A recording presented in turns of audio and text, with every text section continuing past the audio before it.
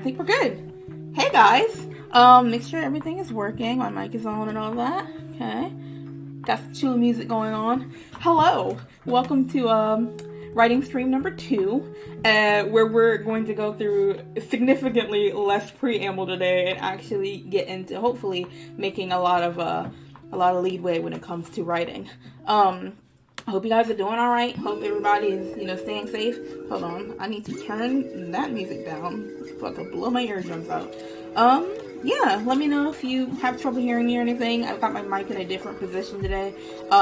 Because I turned the music down a little bit too, and I don't want my mic to be super, super loud over the music. Because we're supposed to have a chill time, and we can't have a chill time if I'm just screeching at you. So let's grab my mouse. I'm 100% expecting my mouse to die sometime during the stream. It's been like, I don't know if you can see it, but it's been blinking red because I need to change the batteries. But I want to wait until it completely goes out. So I guarantee you it's been blinking red all week, and I guarantee you it's going to go out during the stream. So let's see, 4 people watching. Hello, welcome. So we're not going to have as long of a preamble today, but I do want to go over a little bit of what I wrote last time, or what I've wrote since last time, since we're not in the same exact spot as we were. So, just without going too into it, where are we? Alright, we left off with Asadi going upstairs to check on Sammy, and if you want the whole detail, just go watch the other stream, because I'm gonna try not to spend too much time on this. So we left off with Asadi going upstairs to check on Sammy, and then Kiba popping out of her Pokeball is what I told you guys is going to happen next. So I've got this whole dialogue here. Also, Facebook is not muted. Let me see. Mute Facebook. Alright. Good stuff. Now we're back. Oh yeah, holding lines. It's, writing streams are interesting. This isn't only my second time doing one, but, I've only seen one other writing stream. They're really chill. I mostly want to just, go over my decisions and stuff while I'm writing. Since I'm gonna try to get a whole lot done today, I'm gonna have to remind myself to not, hunker down and not talk to you guys, because the purpose of this is for me to talk to you guys and explain things, so, alright, getting back into things. So yeah, Kiba breaks out of her Pokeball, and she looks around. She sees the Sammy's on the bed, and she sees Sammy's out, so she assumes that Kohen is out too, and then she starts getting upset, and she's like, Asadi hates me that much, and she won't even let me out. Making assumptions. And then Asadi comes in. They exchange their good mornings. Things are a little awkward, and then it gets to a point where Joe shows up, and Joe is the Machoke from last time, the one who'd gone to check on his son. Joe shows up, and he's like, hey, I heard that somebody needed to go to the Poke Room to get some food. So Joe is taking Kiba to the Poke Room to get food, but before Kiba leaves, she checks on Asadi, makes sure she's alright. Asadi doesn't really understand why she asked her if she's okay, just randomly out of nowhere, until Kiba is gone, and she's like, oh shit, was she checking on me, because of Doofert, which is, if you've read it, chapter 9, Doofert, the whole thing went down. So, they're going down the hallway here, and, it's got some banter and stuff going on. Joe ends up calling Kiba a little pup, because he is older, so to him, she is a little pup. And she doesn't take that kindly. She normally doesn't take being called nicknames kindly, or pet names kindly. But that whole situation, before she can blow up on him, gets interrupted by Tyson, who is Joe's son, coming in and having a bit of a situation here. And this is... Well, technically, sorry, I'm responding to holding lines here in the chat. Technically, I'm not a pioneer. I've seen there's one girl that I've seen, and I would say that she's the pioneer, because, I don't know, I haven't seen anything, I haven't seen any other streams outside of hers, but hers is really interesting.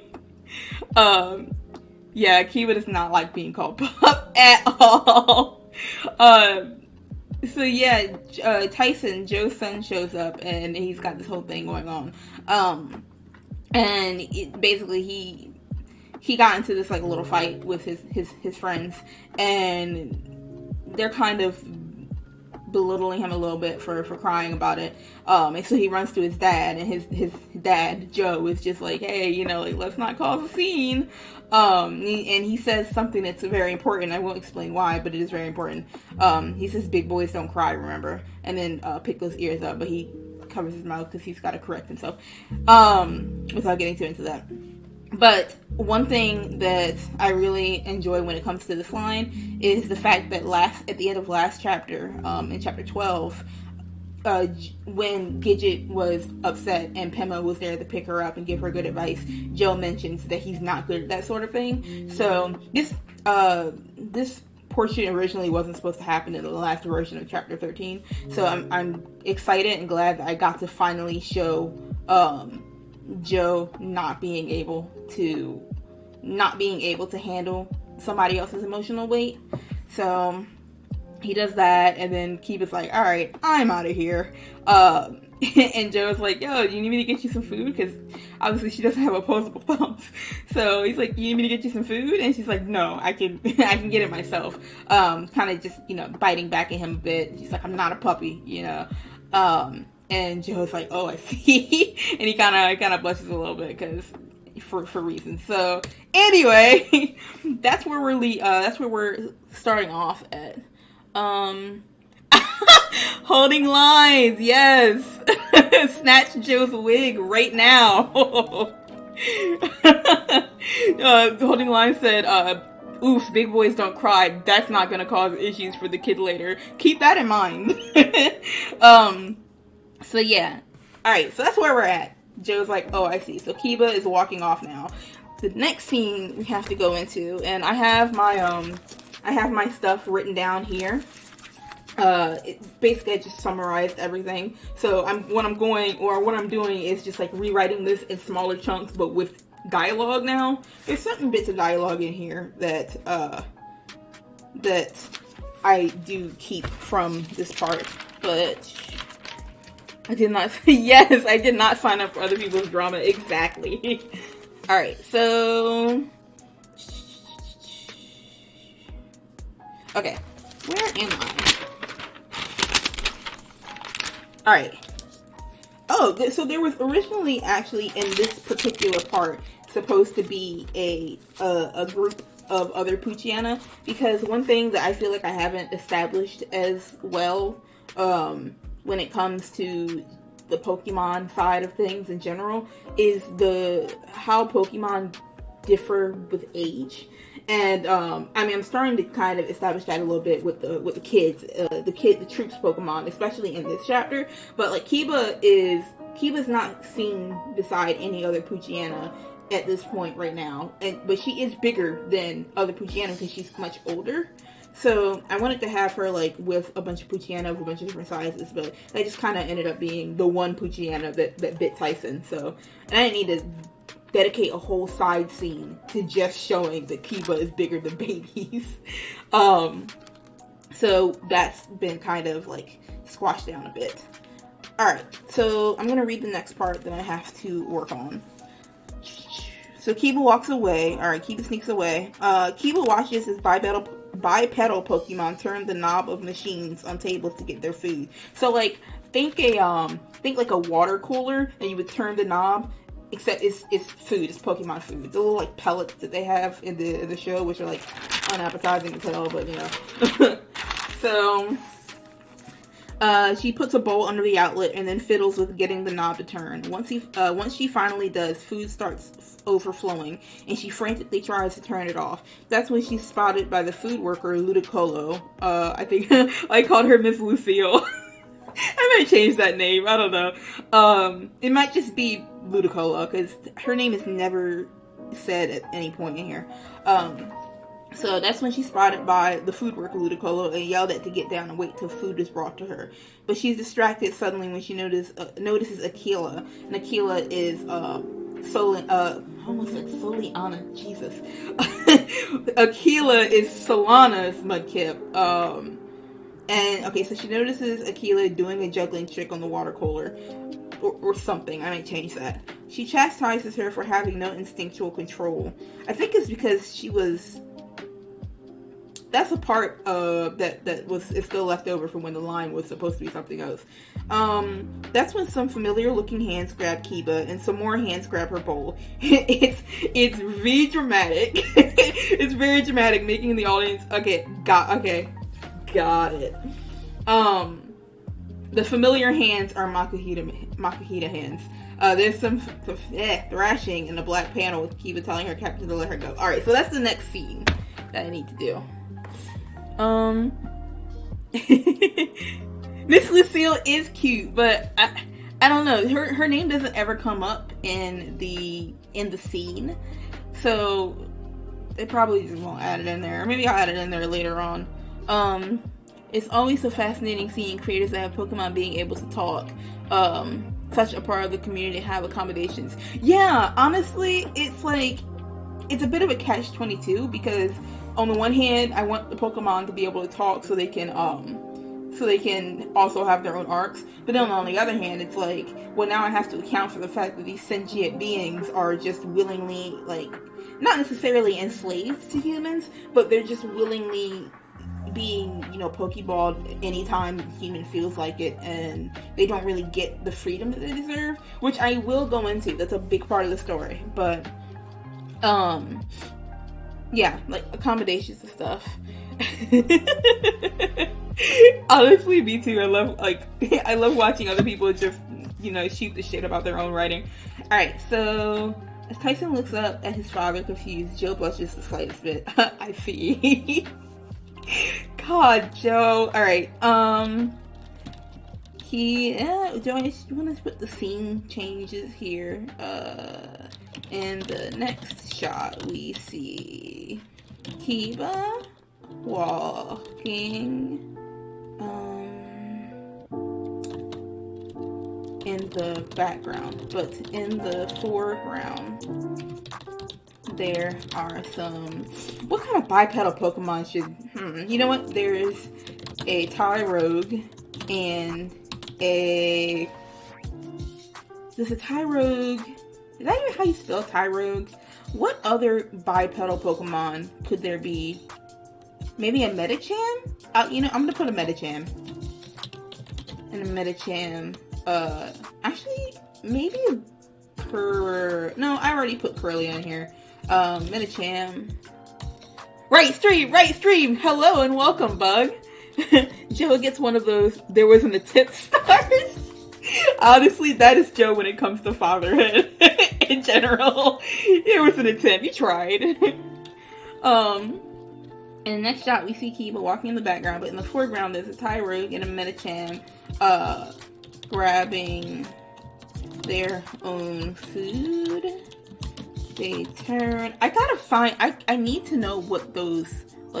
what they're called. Hold on.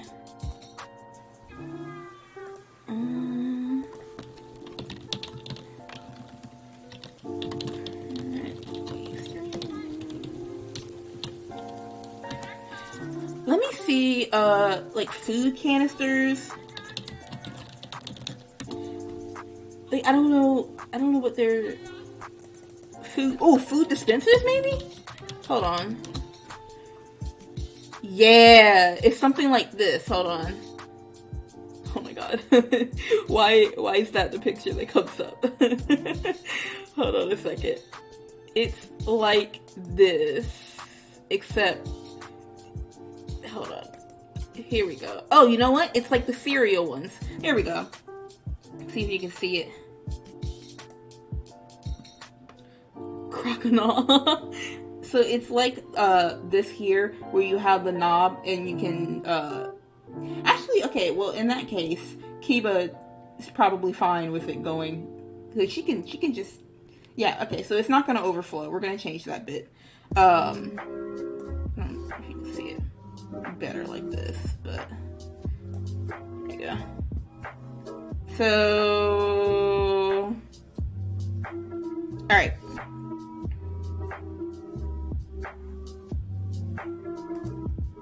Okay.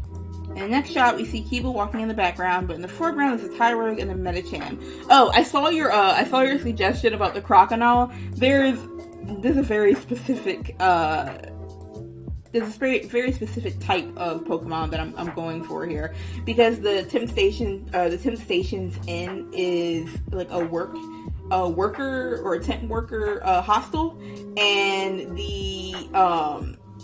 a lot of the workers' Pokemon are fighting type Pokemon. So like Medicham or a Tyrogue or something who get, you know, a little work beforehand, or Tyrogue being a baby is getting a little like preview work, I guess, or a little baby work. I don't know what I'm saying, but he's like in training essentially. Alright, so they push down the knobs. Push down the, whatchamacallit. Hold on a second. Morning, Jamie! Welcome! Maybe her paw gets stuck in the handle and that's what causes a mess. Oh, that's a very good idea, actually. Let me see how, it's very dramatic. Actually, okay, I like that. It also kind of goes along with, Kiba has this weird thing with her paws, but I don't know if I'm going to capitalize on that in the future, so that's all I'll say about it. But they push down the lever, it's called a lever, to allow the food to drop into their bowls. And then walk away. Kiba noticed. Should I have Kiba just... You know what? Yeah, Kiba notices it. Kiba notices this. The next shot is her looking around to make sure nobody is paying attention. She hops up on the table. I think we can give her a little bit of dialogue here. Analyzing the lever. Okay, would she, okay, she hops up on the table. Now, would she say anything while analyzing the lever, or would she just pull the shit? You know what, I think she needs a bowl first.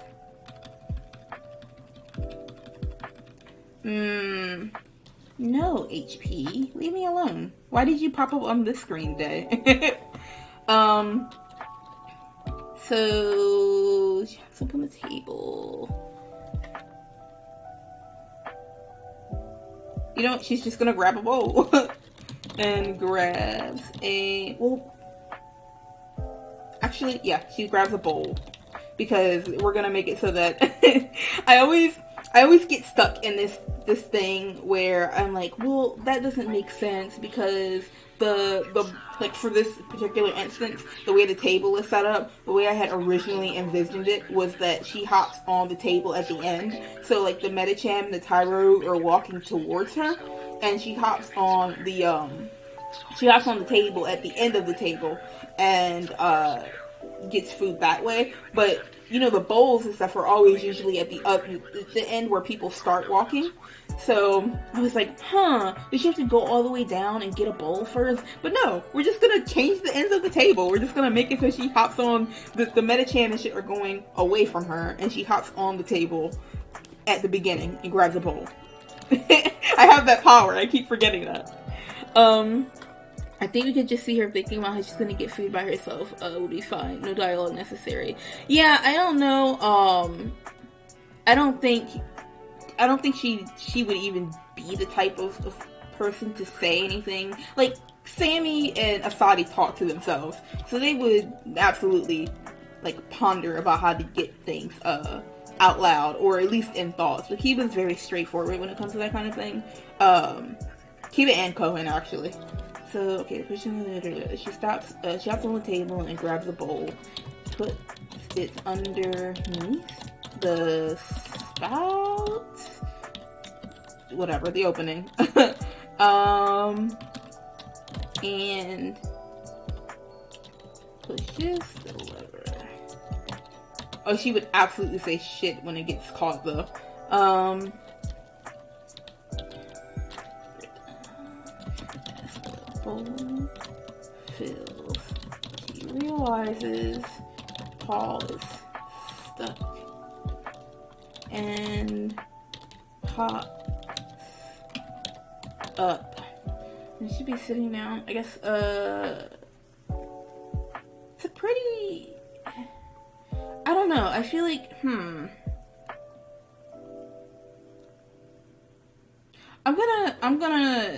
I'm gonna get rid of the paw getting stuck thing, just because I feel like, one, I feel like the hole would be big enough, and two, Kiva is smart enough to not get her paw stuck. She's done this before. So we're just gonna have it be that she's not supposed to be on the table to begin with. Let's see. She hops up on the table and grabs a bowl, puts it underneath, and pushes the lever down. The bowl fills. A cafeteria worker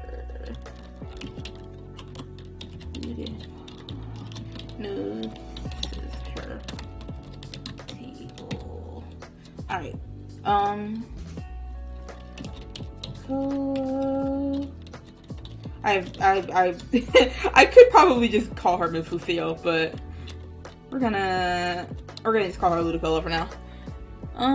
Going to a buffet where they have the plates already out. Those always make me really nervous because it's like, or are you talking about where they have the plates out like at the tables, or when they have the plates out at the place where you could get like the food at? I don't know, when they have the plates on the table, it always makes me really nervous because it's like, well, how long have these plates been sitting here? It's like dust on them and shit, probably. It's probably not, but as the bowl fills, a cafeteria worker, Ludicolo notices her on the table. I'd like to have her say like, "Hey, get down from there," but I feel like that's maybe she'll just say, "What are you doing?" Exactly.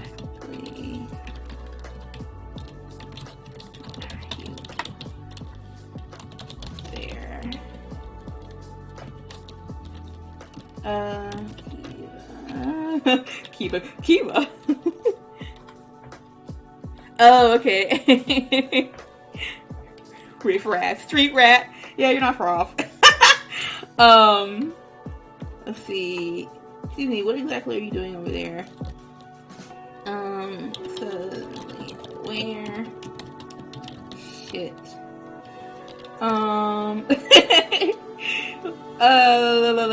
Ludicolo. Over.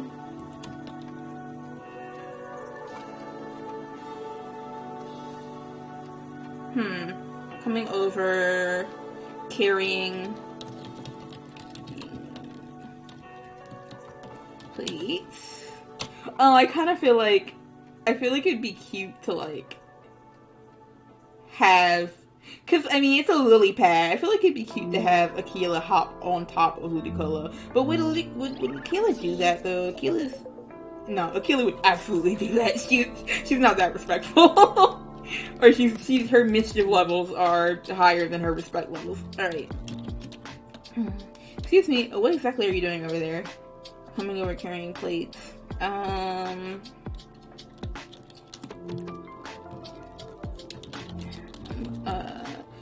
I gonna do it? Am I gonna get down this instant? Get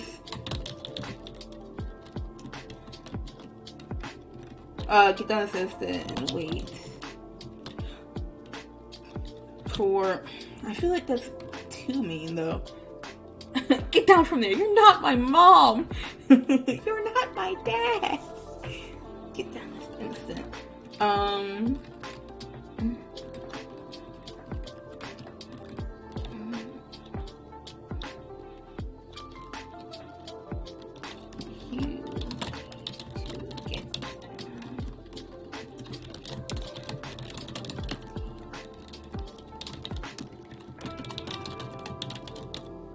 If you want some food, wait like the others.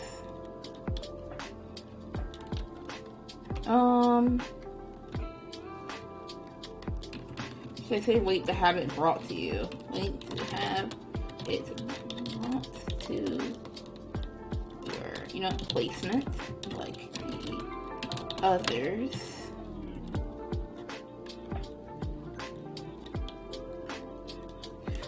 But the others are getting their own food, though. Wait to have it brought to you, because, I mean, she's referring to the Puchiana, or the other dogs, but, you need to get down from the table now. You know what? You'll be making this.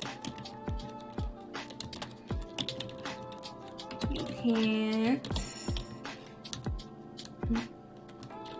Alright, hello, Joe. Welcome. Joe has entered the chat.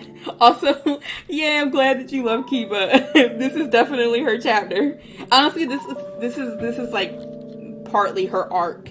I can't remember if you were here for the last stream holding lines, but I'm doing these each time they visit a city. I'm doing it in an arc, and each arc has a theme, and this is the Slateport arc, which is like, I want to say 6 chapters, maybe 6.5, 7 chapters. And this is definitely like predominantly Kiba's arc. Cohen too, but we gotta work some shit out. We really gotta work some shit out. You watched the rerun? Thank goodness. Thank you for playing catch up. I'm glad you could make it out this time. Alright, Ludicolo coming over carrying place. You need to get down from the table now before you make a mess. You can't. Alright, Ludicolo stops. Now, should Aquila hop on? Yeah, Aquila's gonna hop on top. Stops in her tracks and looks up as Aquila.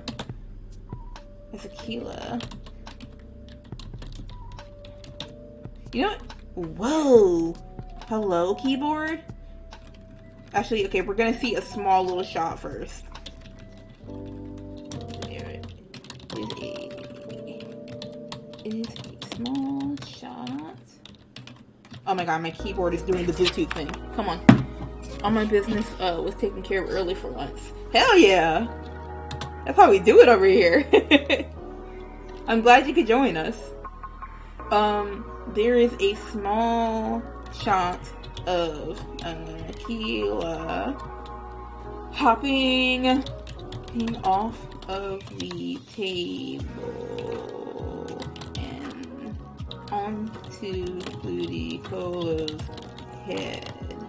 Although Ludicolo doesn't notice until Aquila peeks over.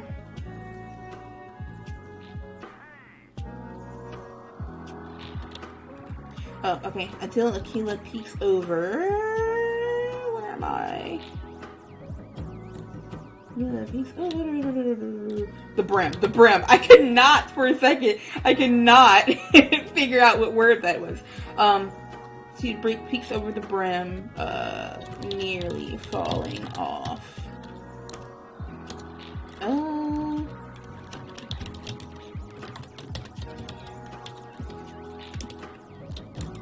Ludicolo stressing out.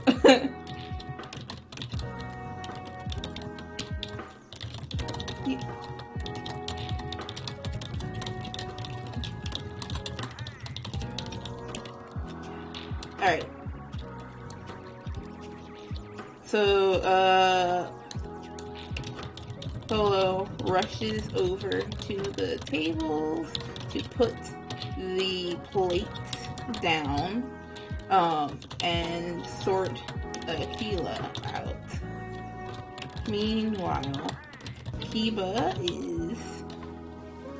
See what you do? So, I'm really, which Pokemon knows how to make green? Honestly, okay, considering this Ludicolo was about to be called Miss Lucille, probably her. She's probably the one in the back mixing it up, cooking it up in the crock pot.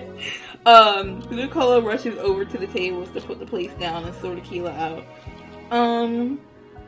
Meanwhile, Kiba is frantically trying to grab her bowl, and I gotta give her like a bowl with a lip or something, like a bowl that's a bowl that she can grab. That's one of the interesting parts of making like a comic as opposed to just writing a story.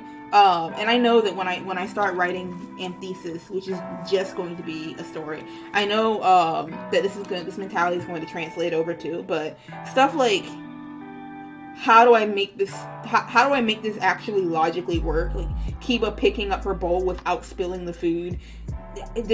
How does that work? Because I have to draw that. I have to make it look like it could logically work. Which is something that you wouldn't have to really worry about. You could just say she picked up the bowl in her mouth if you were like writing. So it's an interesting like challenge. Oh, you guys want me to name her Miss Lucille? Okay, I'll name her Miss Lucille. That's 2 for 2 right now. Okay, I got it. We're naming her Miss Lucille. Miss Lu. How did you spell it? Lucille. There we go.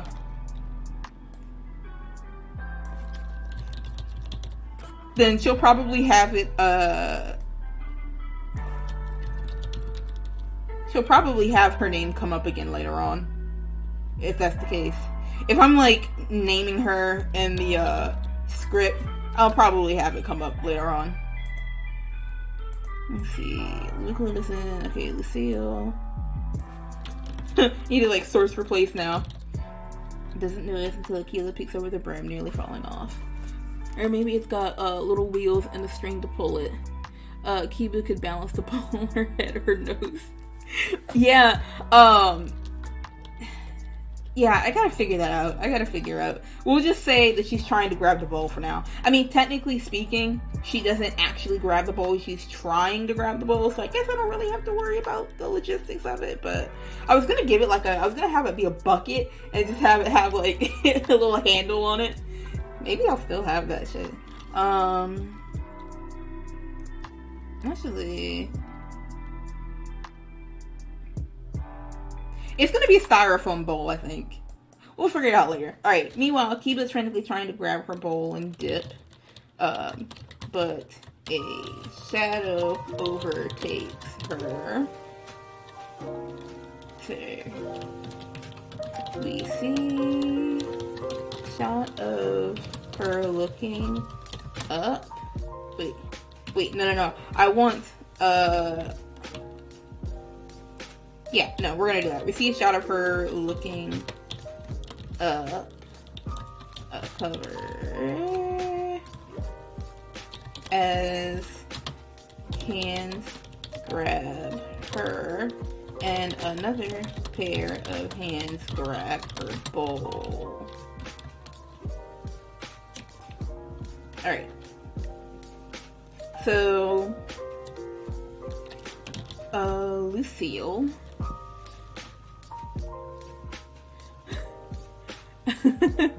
Whoa, the Pokemon curse, not your mother's Pokemon comic. Wait, what do you mean by that, JB? Maybe the name of her shop is named after herself, Miss Lucille's Yum Yums. So she's actually just a hostel worker, but I will absolutely use Miss Lucille's Yum Yums. I love that shit. I don't know when it's gonna come up, but it's gonna come up at some point. She's just fucking, God, why does this Ludicolo have soul food? We see a shot of her looking up as her hands grab her and another pair of hands grab her pole. Lucille finally manages to set the bowl plate down without spilling, but just as she does.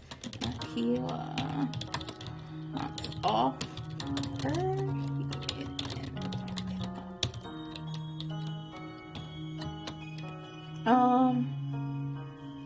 Okay. Alright, so that part there is done. Now I gotta go in a format. Gotta make that bold. Let me see. Blue. What are you guys saying in the chat? If her leaf sombrero is a do-rag, I'm crying. Stop. Stop. This is why I didn't want to name her Lucille. It's like a heavy-set cafeteria worker Pokemon named Miss Lucille. Come on now. God. But there's something that's like really homely about it. I feel like Gidget is always 2 steps away from being named Miss Lucille, to be honest. Alright, okay, gotta make that blue. Take one used razor leaf. It was I hate you. Why are you doing this to me on stream? Well, you're not making ghetto Pokemon. Stop. It was I.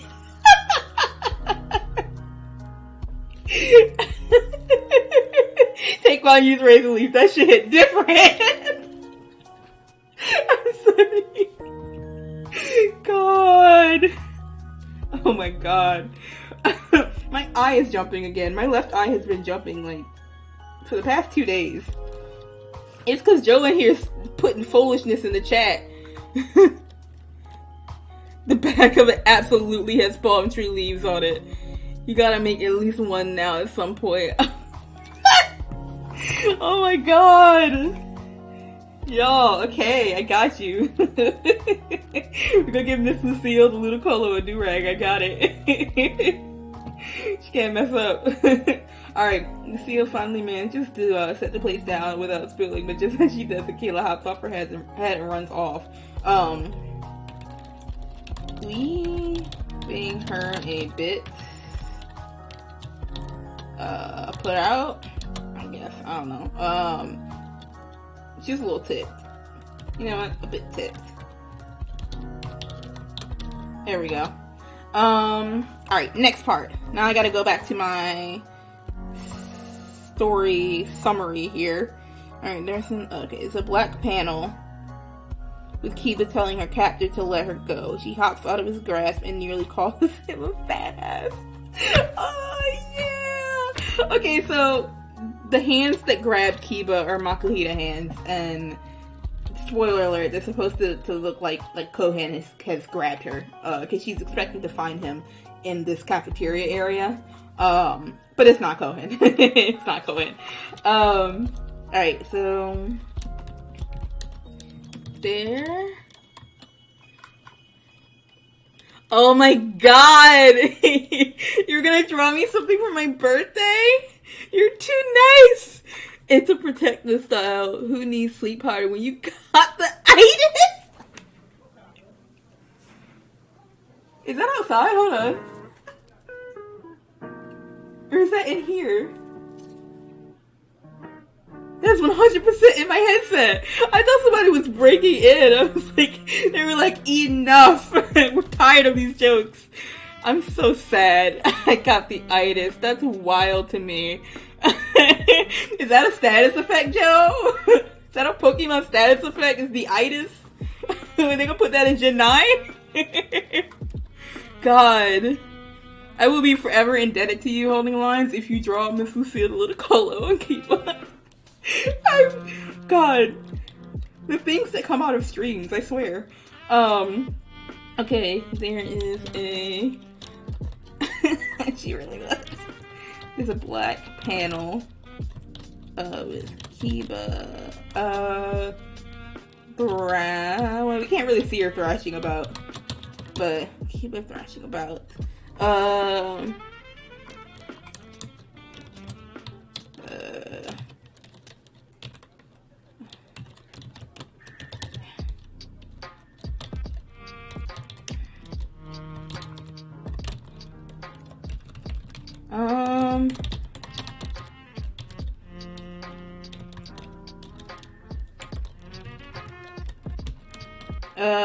So I have her put. Nope, we're gonna do let go of me, and then hops out of her captor's arms and whips around.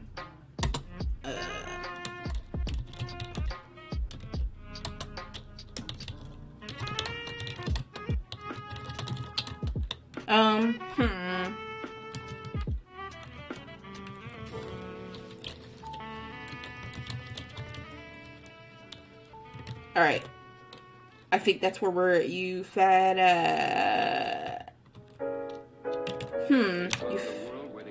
or yeah, we gotta have fat in there because that's what hurts poor baby Haru's feelings. Okay. So Kiba hops out of her captor's arms and whips around. I feel like she should say more than you fat at, but the time that it would take for her to turn around and get that sentence out is, she doesn't have much time, so just you fat at might be better. There's some thrashing. Okay, she stops halfway through. It's Haru. Okay. So it's Haru with Aiden and then Akila coming up behind, thanking the boys for their help with the rescue mission. But Haru's ears slump and Kiwi realizes her error and apologizes. Aiden interrupts, lamenting that he lost most of the pole on his way over. Jesus. But they got her out of that sticky situation. He sees Haru's distress and instantly goes to console him, with Haru being a bit taken back by the concern. Okay, so I like, I'm trying to, and I mentioned this last stream too, I'm trying to find ways to get more characters to, like more characters that you haven't normally seen interact, or that you wouldn't normally like expect to interact, trying to get more ways for them to interact. And one of the interactions that I really wanted to have at some point was Haru and Aiden, because they have an interesting story and I think they're really cute. So what's my there we go. Gotta make sure I pay attention to when it's too low down. Alright, so keep it hops out of her captain's arms. Like, what's around you, fat? Okay. She stops realizing. She stops once she sees. He wouldn't really be towering over her. He'd be kind of like recoiling a bit.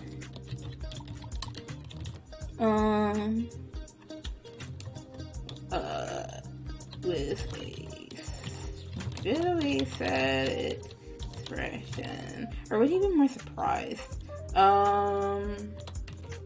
Stops when she sees Haru recoiling a bit with a bit of a sad expression. Aiden and Keela come up behind him. Aiden. Okay, you know what? We could put that in the brackets or whatever. Miss Lucille's Pokey Grits, the Pokey snack that double slaps back. God, no holding lines. He does need to be stopped. Oh my God, y'all are crazy tonight. The chat's buck wild tonight.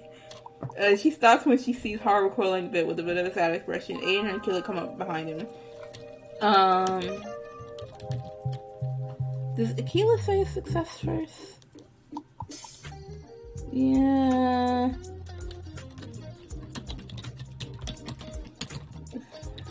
Rescue.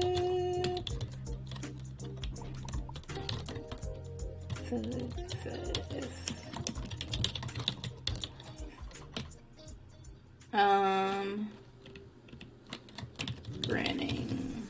can't even say ear to ear with her. Gill to gill. Gill to gill. Oh, Gil has 2 L's, doesn't it? There's a character named Gil that has only 1 L in it. Which is weird, because I haven't seen that character in a bit. I feel like that just brought up some memories. Gotta go stream now. Good luck. Oh, good luck to you. You stream too, Jamie. Thanks for stopping by. I cannot get that out. Good luck with the chat. Yeah, good luck with yours too. Jamie, well, I'll let her answer that, but you should stop by her stream sometime. She stops when she sees her recoiling a bit. Okay, woohoo, rescue is a success. Thanks, boys. 8.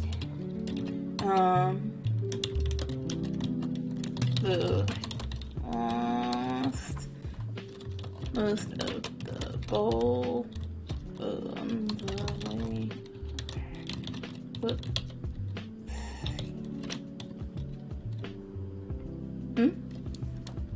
Alright. Aiden, looking behind him, holding the bowl. Holding the bowl, looking behind at the food trail.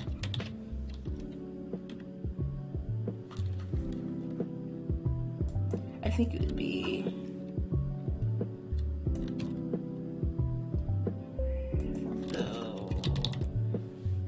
alright, there we go. I can't unsee Ludicolo with a do-rag. God. Me either. Actually, no, I can't see Ludicolo with a do-rag. Gosh. I lost most of the bowl the way over. I'm gonna have to draw it though. No. If she comes out with her like hot pot of grits to the mirror bee thing. Golly. Holding the bowl, looking behind at the food trail. Sure, I lost most of the bowl on the way over the whoopsie. Oh, you know what? Kiba's supposed to apologize first. Drink my coffee by her sip. Reminds me of you. I just wish you were here. Okay, and then that's when she's interrupted. My morning coffee, which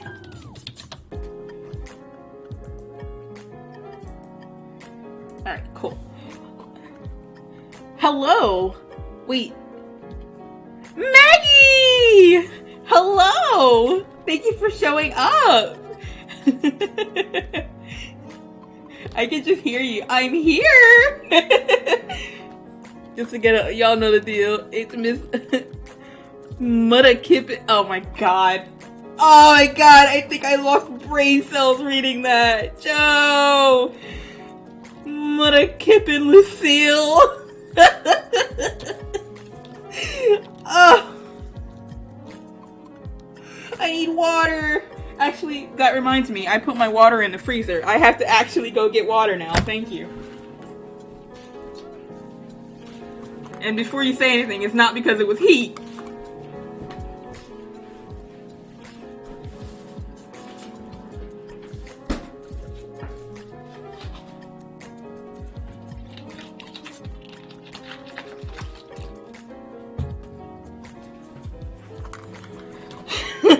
She needs some milk. Alright, I'm back. I was afraid my water froze. You know, it's hard out here on these streets with this whole coronavirus thing going on. I'm down to like 2 bottles. As long as I have toilet paper left. That's all I'm worried about, I guess. Sure, I lost most of the bowl all the way over. We'll see. Okay.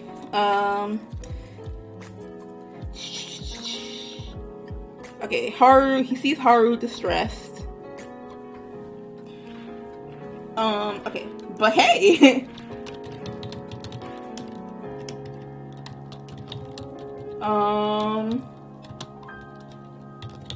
Get yelled at. Alright. It says that Haru is furry. And his ears are want. That he hit you up at some point in chat. Right? You really do. I feel like it's been a while since we talked. Last time I think we talked was about the cameo. Speaking of which, I got something good for you when we get to that point. Eve notices that Haru is recoiled and his ears are slumped.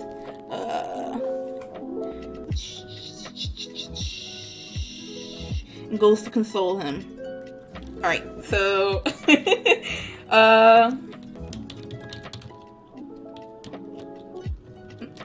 does he put the bowl down? He puts the bowl down.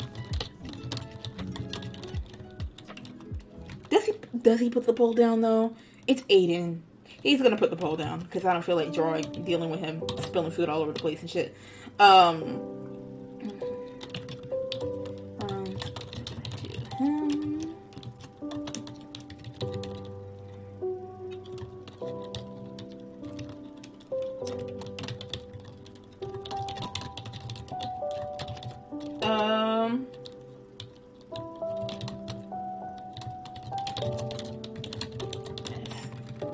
And as you thought it would, right?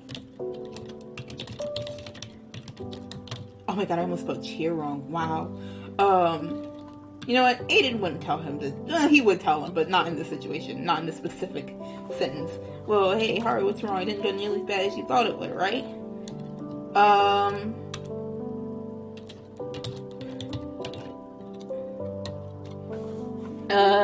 Like my insanity, like I like. Oh no! That's a mood though. Shit. As long as you don't say you like them with cheese, that's all I'm worried about. Cheese and butter, brother. Cheese and butter. God sakes. Alright, with Haru being able to take it back by the concern, Akila runs up on Kiba, who recognizes her as Sula on the Pokemon. Akila recognizes Kiba as Sammy's teammate. Yeah. Okay, I got it. Okay, really bad. You thought it would.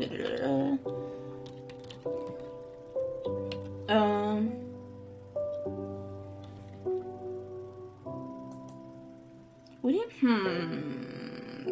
Well, hey, Haru, what's wrong? It didn't go nearly as bad as you thought it would, right?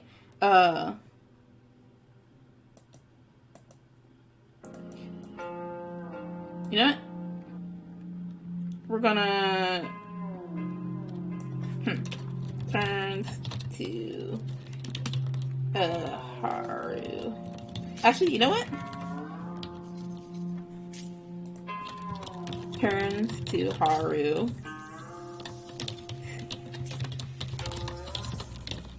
Really as bad as you thought it would, right? Okay, you know this is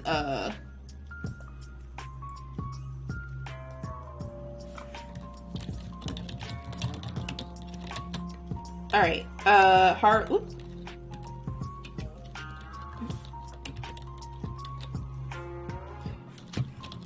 Back.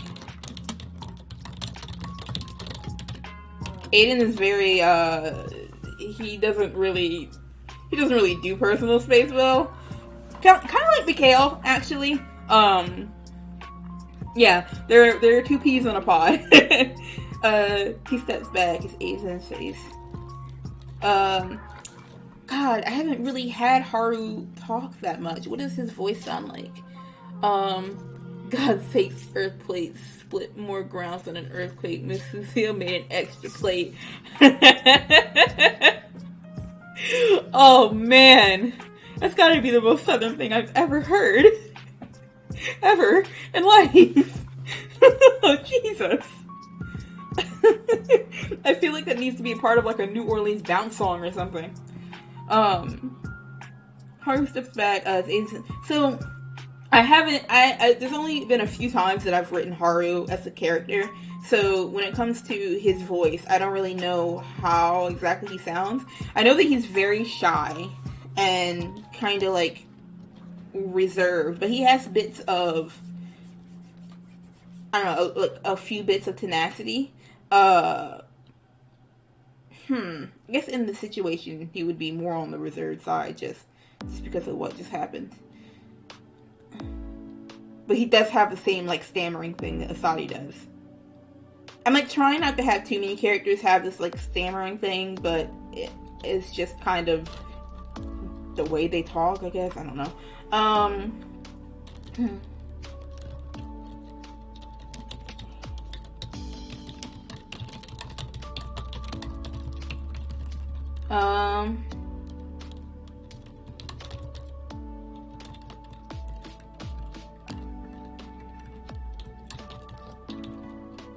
Okay, so in the background.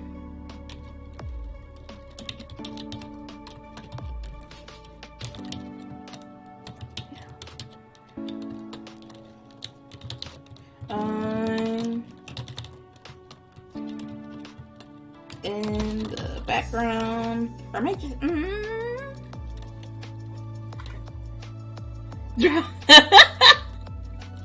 Oh no! You guys are like the deadly duo in the chat right now. My god. I'm fine. Head tilted, questioning hard in the background. Oh, holding lines. Actually, so leftovers. So my birthday is on Sunday. It's in 4 days, but that's also leftovers' 5th anniversary. Because I did the entire first chapter on my birthday weekend in college. Back in 2015. Jesus. Maybe instead of talking like... he uses a lot of ellipses. Yeah. I think, instead of like stammering, he's just kind of... He can get his words out. He's just not very forward about what he needs to say. So, lots of ellipses would probably be it. Head tilted, questioning hard in the background.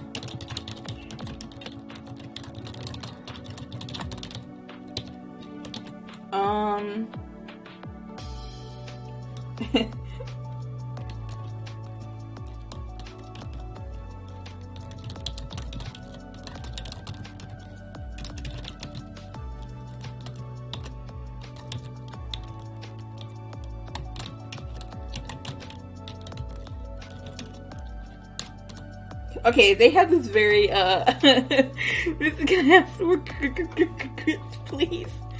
Yeah, Mackie 2015. I've been working on leftovers for 5 years as of this Sunday. Or I guess as of this weekend, since I did it, over my birthday weekend and not... Actually, wait, is this the first time it's been on a weekend since then? I don't know, I can't remember. I'm not gonna go into that, but, I feel like it is. Probably. I'm not strong enough to handle what you just wrote in the chat, Joe. I'm really not. Alright, what's going on with your ears? Tries to lift them up. Alright, tensing up, hey. Okay, so, I don't know when,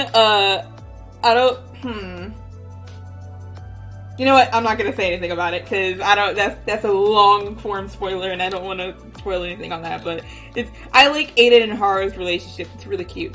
Let's see. Okay, runs up on TV, recognizes her. Okay, so Aiden is trying to cheer up Haru in the background.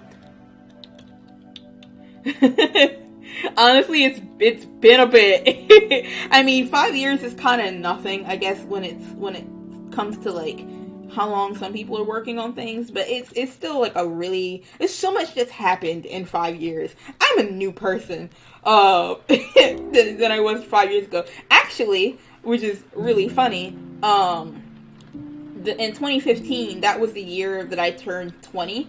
So I put I worked on the first chapter of Leftovers for my 20th birthday, but when it came to writing Leftovers, I was 19, which is why Asadi is 19, and Asadi is very much in the headspace that I was in when I was 19, so a lot of like self-awareness and stuff that I have now, she doesn't have it, because I definitely did not have it back then, Jesus Christ. Thank you. No, okay, but you're not half wrong there. Asadi was on Duford Island for 3 years. 3 years! A whole ass IRL 3 years.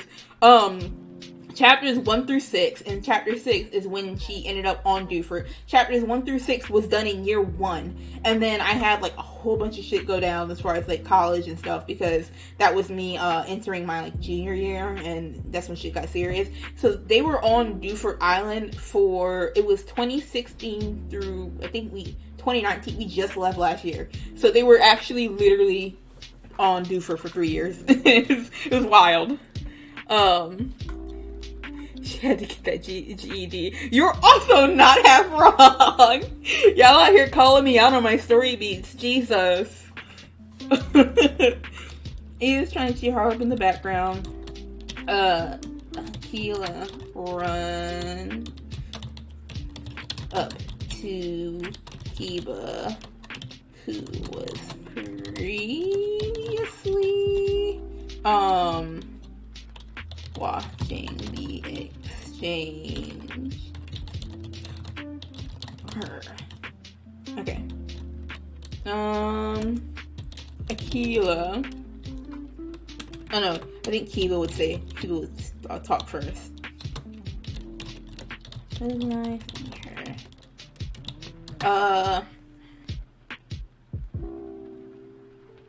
No, Aquila would absolutely talk first.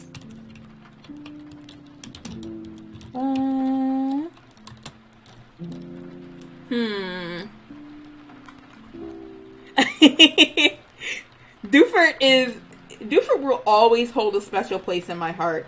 I don't know if you're like, I love Duford just because like you love Duford in general, or if you love Duford like within Leftovers, like that whole arc of what was going on there. But Duford went on for so long that it's like, I feel like Asadi just started out in Duford. Like I don't even remember Little Root and shit. Duford feels like a home. It feels like that's where things really kicked off. Certainly where all of my styles got cycled through for sure. I think Duford isn't Duford. Hold on. I gotta look something up real quick because this might actually be really funny. Duford Island. Because every town has a like little motto or saying or whatever. Little Root Town is the town where nothing is shaded in one hue, kind of referring to how the other towns were all like one color back in the first few generations. And I'm pretty sure Duford, hold on. Famous for these fads. Okay, so Duford is famous for like a lot of changing trends and a lot of changing fads, which is really funny considering how many times the style changed on Duford alone. Oh my god, thank you. Holding Line said, answering my question before, I forgot I have to read the chat out to people who, well, the chat is live when you like rewatch it again, but Holding Line said, definitely within Leftovers, the atmosphere, the people aside of it was just a good feel all around. Thank you. I'm glad you feel that way. It was definitely an experience for sure. And where a lot of stuff formed too, like in the beginning of chapter 6 to the end of chapter 9, my whole priorities shifted as far as characters go. Favorite town. Oh, Lily Cove is wonderful. I admit though, I kind of made Lily Cove like almost like an Ocean City, Maryland type of deal, where it's like a dusty old resort where old people go to retire. But Lily Cove is lit though. So I'm trying to figure out if I should say that or if I don't know, because I don't know where it's going to go. I guess when it came to like the group dynamics and stuff in the earlier chapters, it was definitely one of those things. My original intentions with the characters were that in the beginning of like and you can kind of see that in chapter 7 when the two interact. Kiba was kind of like the sassy person of the group. Now it's developed more to where she's got like more stuff going on, but Kiba was the sassy person of the group, and I can't believe I have to say this, but Cohen was supposed to be kind of like the stoic ladies man of the group, but like he's not. He's not at all. He's trying his hardest, but the whole just all of their communication issues kind of like took a front seat. And you could kind of see that at the end of chapter 7 with the exchange between Kiba and Cohen. That was supposed to be it, but I've already gone on about that. So, okay, while Aiden is trying to cheer Paro in the background, Akila runs up to Kiba, who's previously watching the exchange behind her. Yeah, exactly. Cohen's a well-meaning dork. Exactly. That's exactly how I want you to take him. Killer runs up to Kiba, who's previously watching the exchange behind her. Was she gonna say hey?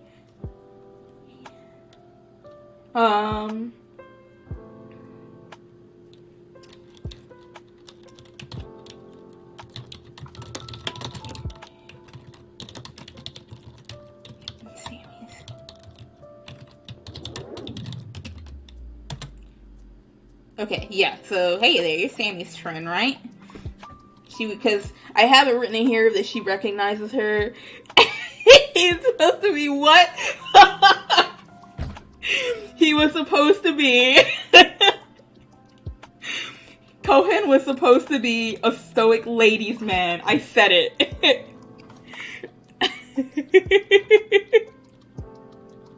Absolutely.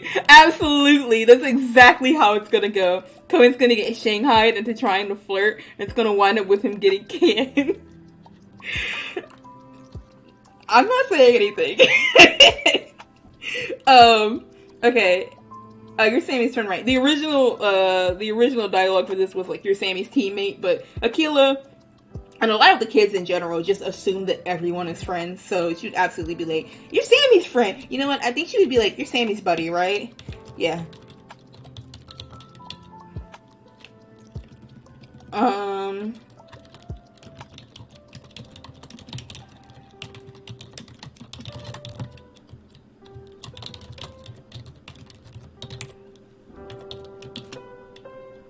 Okay.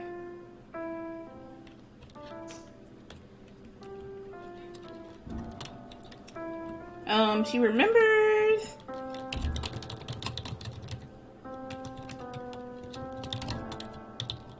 Roll call. Don't think I've met you. Okay. Cool.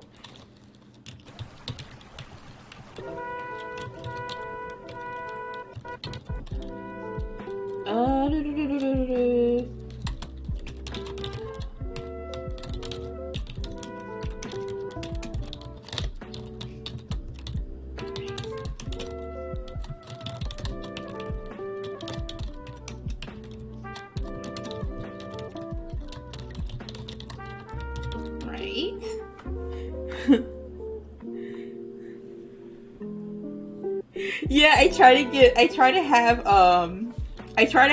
Akila's voice be as distinct as possible.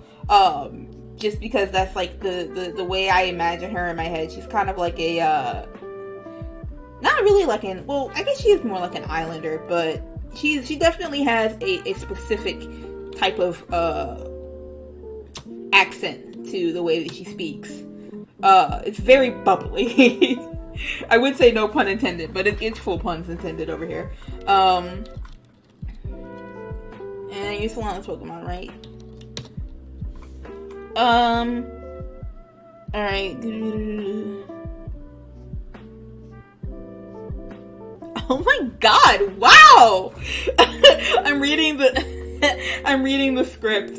I'm reading the little summary story. I forgot how, like, okay, full disclosure here, this whole thing between Kiba and Kohen, I mentioned before that I tried to have it squashed several times prematurely, but like, it stresses me out. I'm not a conflict person. I do not like conflict, and I don't like passive aggressiveness, because that's just, I grew up in a household, or in a family where passive aggressiveness was the norm, and it's really like screwed me over. So Kiba, or Akila is like, you know, hey, now I've met 2 of the 3, and Kiba makes a comment where she's just like, you know, you might not want to meet the other one, referring to Kohen, and it's like, just the amount of bitterness that's, the amount of bitterness that is in Kiba right now. Also, yes, holding lines, I meant dialect, that's exactly what I was referring to. Good morning, trying to make a good morning Baltimore with Lily Cove, but nothing rhymes with Cove. Love rhymes with Cove. Or I guess Lily Cove. How do you say Lily Cove? I say Lily Cove. Maybe it's Lily Cove. It's gotta be Cove. Because I've heard Cove just used by itself. But yeah, so Kiba's gonna be petty about Kohen real quick. With good reason. Okay, right, and you're Solana's Pokemon, right?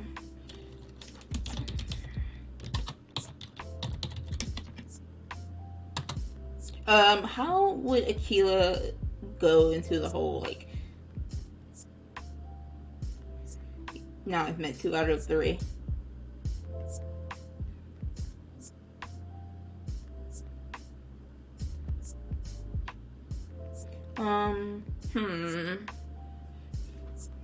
You know Solana? Right. And you're Solana's Pokemon, right?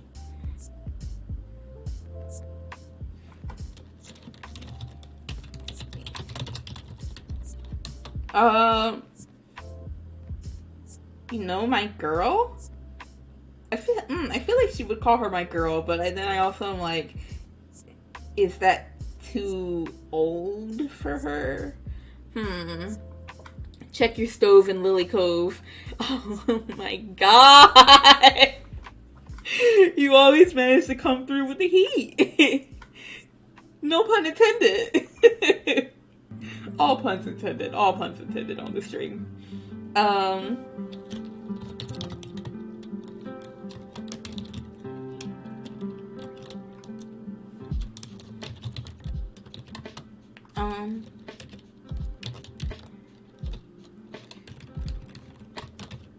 Remembering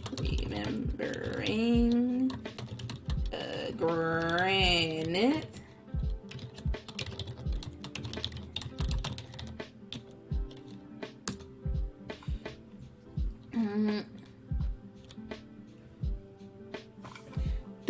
Okay, it's Haru with 8. Okay, wait, nope, hold on. Gotta go. Oh my god, Akila's so pure. Dove, like dive, technically isn't a word, but I bet people kind of like, it's time we dove. Actually, dove, isn't dove a word? I think dove is a word. It's time we dove into the news. Maybe it's not a word, but it is, like you said, people just say it anyway. Oh, that's got me reeling now. Like sometimes I swear geese is not real. Okay. I gotta figure out how to segue into Kiba telling her not that she doesn't want to meet, or I have to figure out how to segue into Akila being like, now I gotta meet the rest of y'all. Dived. I feel like it's dove. I don't know. Also, I just looked at my OBS and look at all of these damn things over here. My autocorrect is dying right now. Like, I don't know what a whoopsie is. What is an Akila? Let me see. Back. Little while back.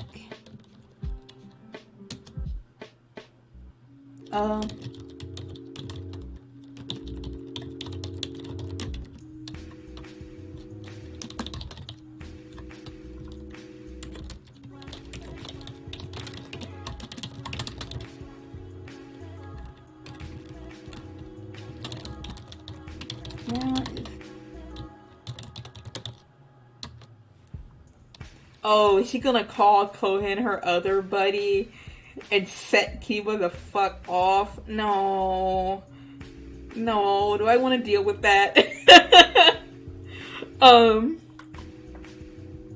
Let's stop the stream and talk grammar for a bit. You guys are pulling the weight in the chat right now. I'm so glad that you're all into like trying to figure out if dove is a legitimate word.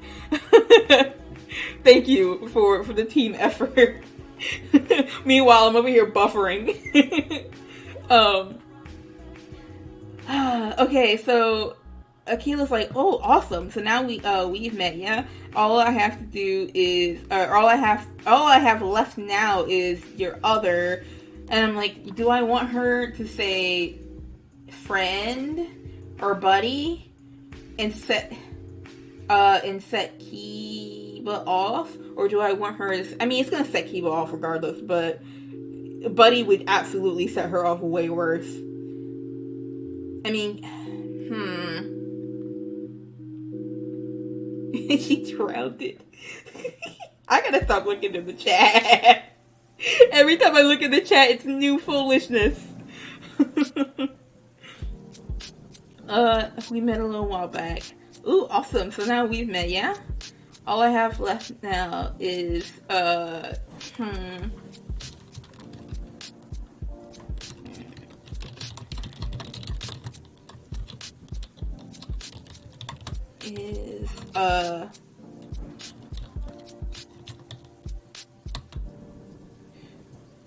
got to me is your...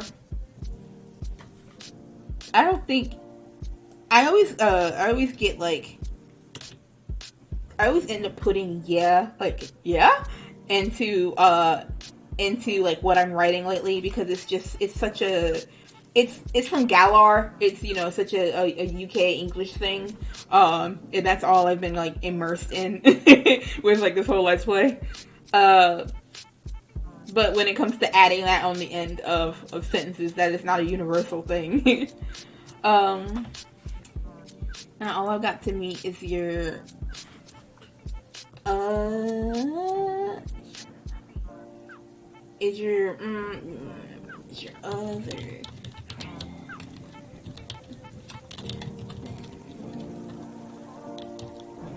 will be...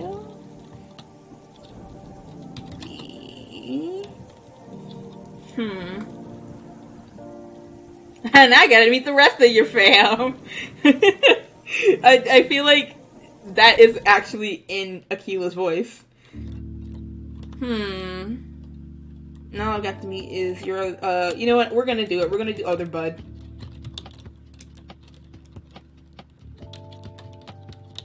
Then I want to put,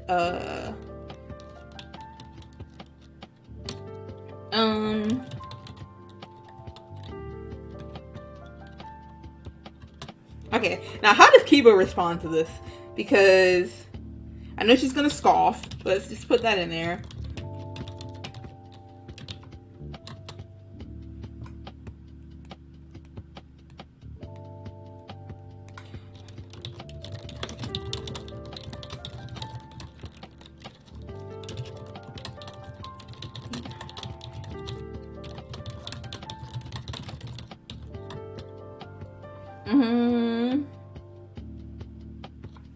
I feel like that's incredibly tame for Kiba. Good luck. That's probably not worth it. Just warning you now. I do like that, but I feel like it's too tame.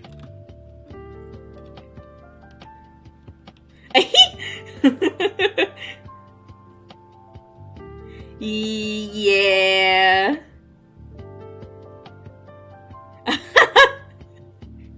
That's really funny. Yeah, no, Kiba's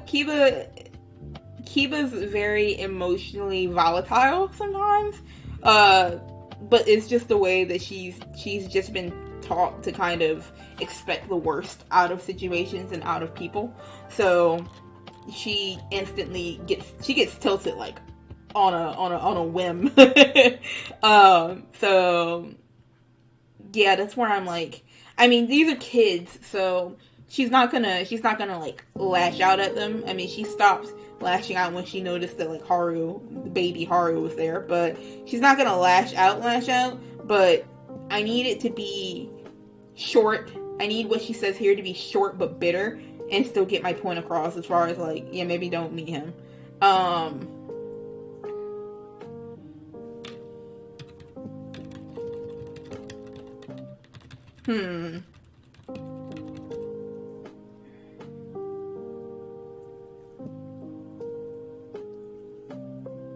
Maybe just you probably shouldn't.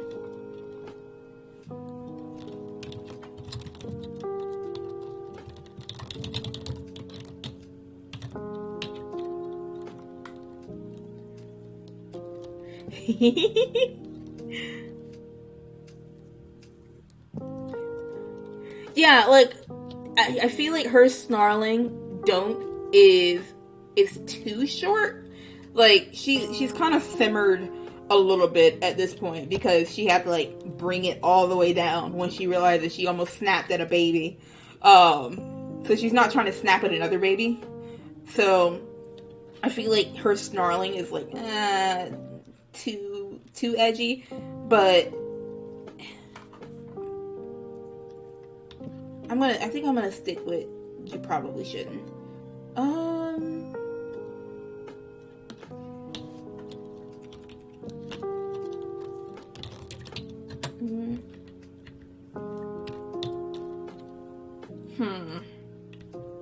I think we're gonna stick with that. Not now.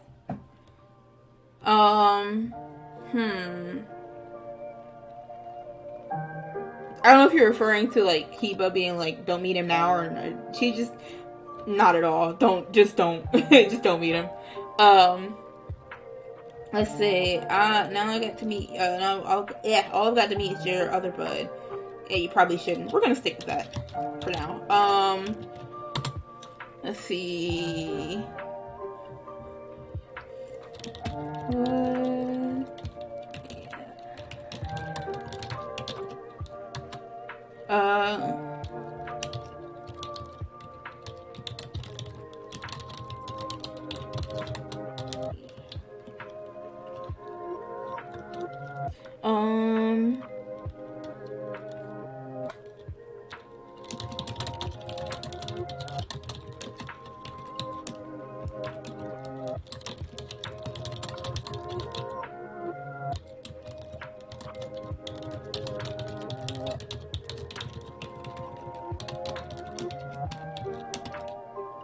There we go.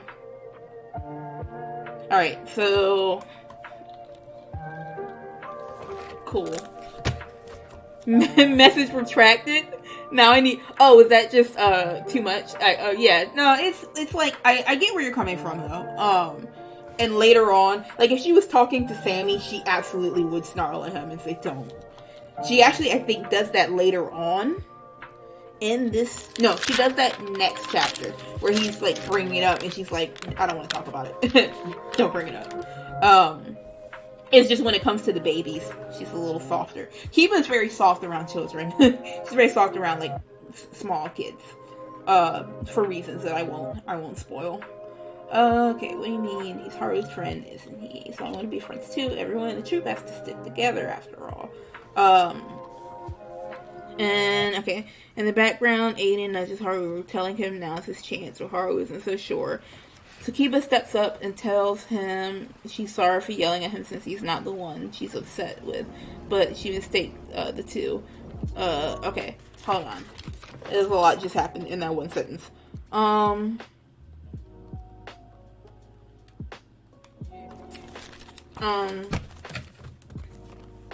Okay.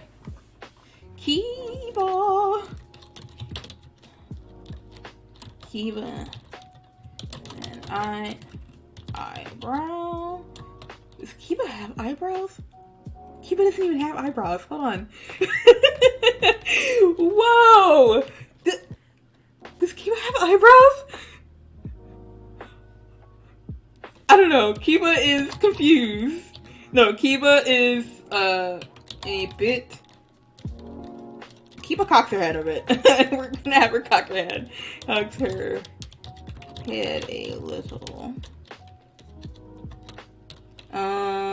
Oh, you know what? If I'm gonna have her say, like, hi, friend.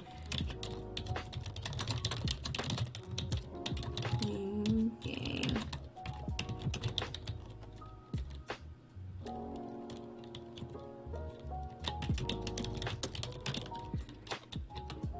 She's not dumb. I think she knows who Haru is at this point.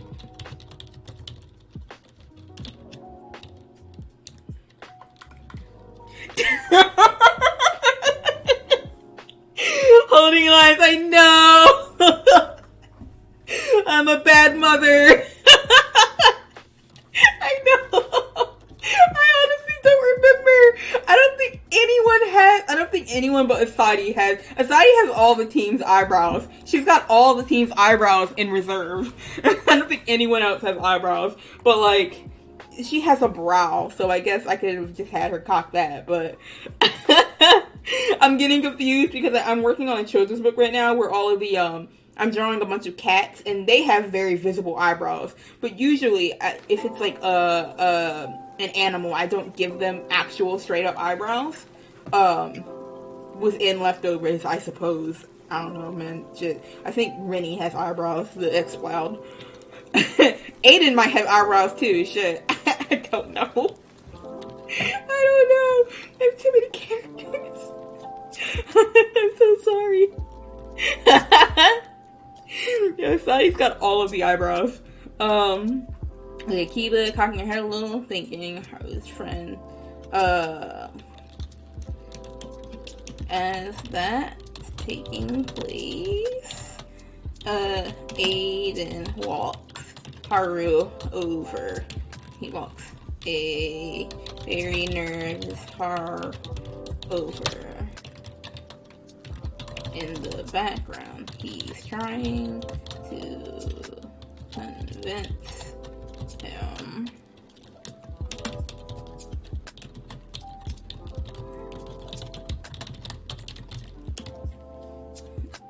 okay. Kiba overhears Haru's response.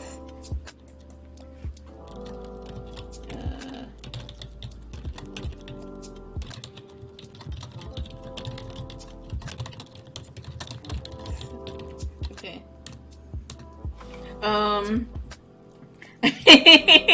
Mom said it's my turn on the eyebrows, Asadi.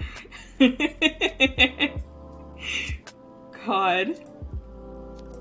That's like, those are like the kind of jokes that the team ends up like telling, you know, down the line if they manage to get along. Those are my headcanon jokes. I want them to get along, but like, who knows what the hell is going on, to be honest. I mean, I know I'm like the writer, but I'm here for the ride, really. Every day I figure out a new dynamic that's like, that shakes everything up dramatically. Like, in the middle of writing this arc, I figured out something that's very important that I'm glad I did manage to figure out, but like, definitely throws a wrench into my original plans. Alright, let's go ahead and I say while I'm already doing it, it's gotta format some shit. Sure, I lost most of the bull on the way over. Alright.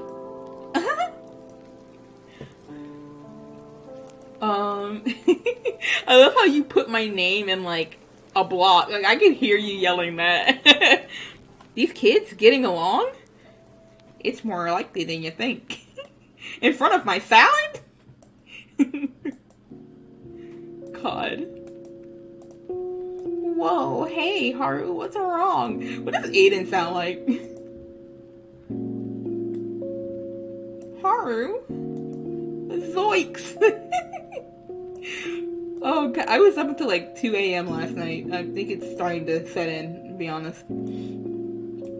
I tried to take a nap earlier today, but one, I sleep on the floor. I have a futon mattress on the floor, but two, my walls and floors are just paper so I could hear everything they were talking about downstairs. I mean, not in detail, but I could definitely hear them. And this isn't like yelling shit. This is like they were having a normal ass conversation, and I could hear them and feel them through my floorboards.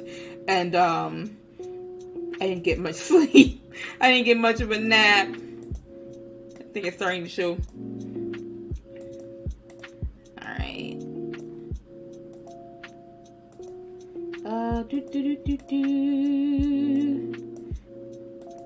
I'm glad I cut out that Poochiana scene from before, because it's a little bit patty. And I gotta maintain page real estate after all. Plus, we get some water in a second. Okay. Formatting. I need to make sure my printer works so I can print this out. So, what I do, when it comes to planning out my pages, what I end up doing, or what I've started doing recently, is printing out my script, and then I will bracket off certain sections of the script and put like page 1 or page 25 or whatever. That way I know what I want to fit in, and then if I can rearrange the brackets later on if I get to the end of the script and it's like, oh, you've only used 12 out of your 25 pages, then I can just go back and re-bracket it. That helps me figure out like how much space I have and if I have like some playroom. I had that happen with chapter 12 where I had a lot of room because there was only 2 major scenes in it. I had a lot of room to really play around with stretching scenes out and stuff as far as like the chase and stuff goes.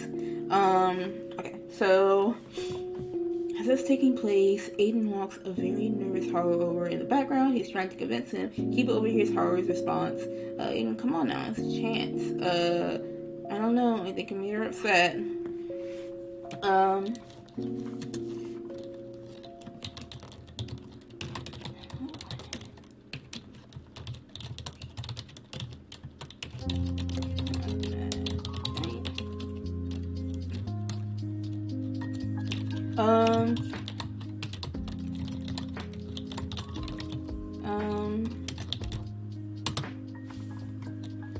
Oh my god.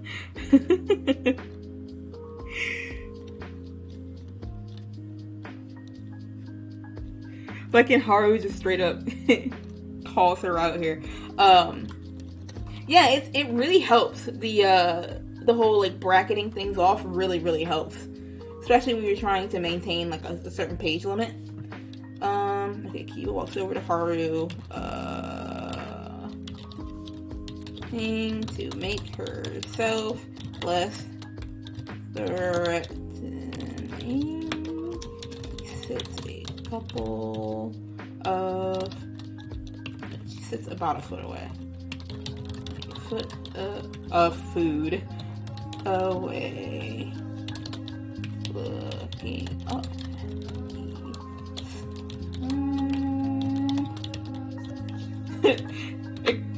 It's gotta make Kiba feel a certain type of way that like Haru is still baby, but he's still much bigger than she is.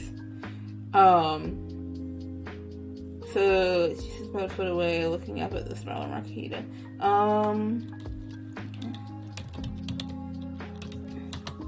Alright, so what did she say? Tells him she's sorry for yelling at him. Okay. Alright, so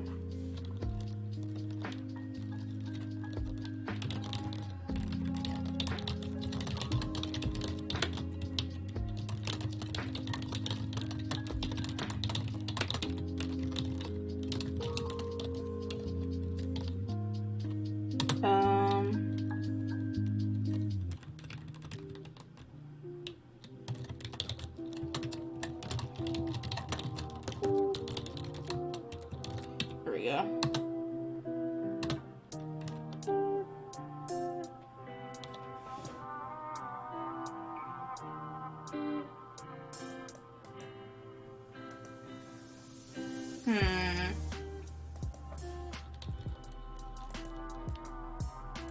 I think instead of calling him kid, she would probably call it, like, say okay.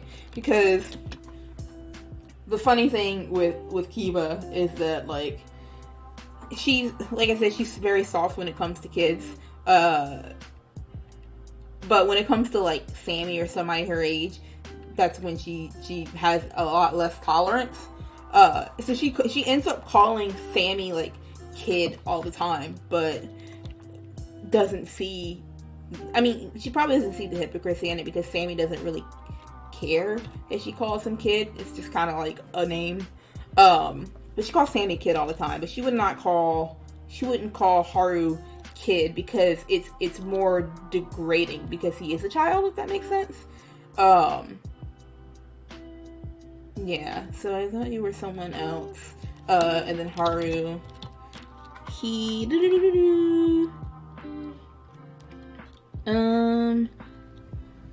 without missing a beat, I said in the script. Okay.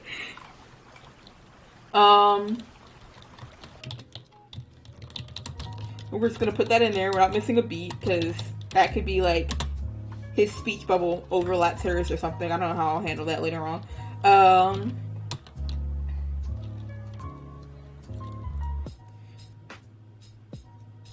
But okay, he asks. So Kiba steps up and tells she's sorry since he's not the one she's upset with, and she mistaked the two. Karu, God. Honestly, I wouldn't put it past her. I wouldn't put it past Asadi to do something like that, to be honest. Because Asadi has horrible memory. When it comes to like small things like names and stuff. Let's see. So Haru specifically asked if it's Big Brother Cohen that she's upset with. Oh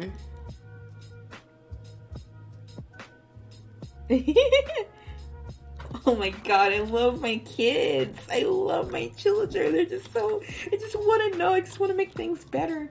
Alright,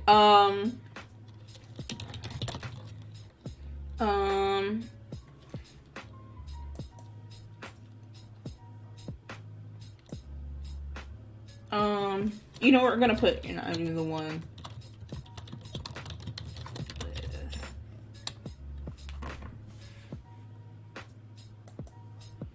Sorry about earlier, okay? I didn't mean to yell at you. You're not even the one I'm upset with. But I feel like she wouldn't straight up say that, though. Like, there's a reason why I feel like she would cut herself off. I'm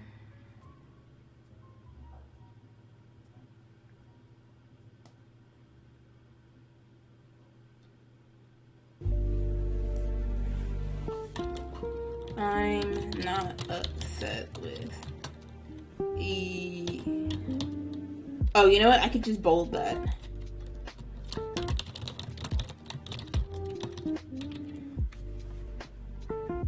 Yeah. I'll just bold that, and then that can be like how he knows that she's not upset with him, but she's upset with somebody, instead of her saying like, "You're not the one I'm upset with."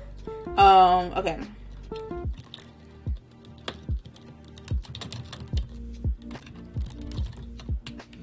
Nope, without missing a beat.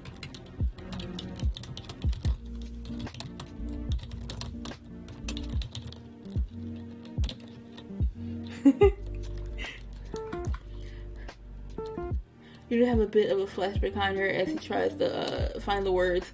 I do actually use that technique later on, but not for this particular situation. But that is a perfectly usable technique that I forgot when it comes in, but it does come in at some point. Also, thanks for showing up, Maggie. Have a good night. I'm glad you had fun. I'm glad you had fun helping us figure out if dough was a word and listening to stories about grits. I forgot when it pops up that Kiba's got like, you know what? I think it pops up earlier when Kiba's having like flashbacks and it shows up behind her. I'm trying not to overuse that. I do love that technique, but I'm trying not to overuse it so much. I don't know. We'll figure it out. That was a beat. Are you upset with Big Brother Cohen? Shocked, but what did I say? Shocked but knowing? That doesn't make any sense. She's in a shocked look.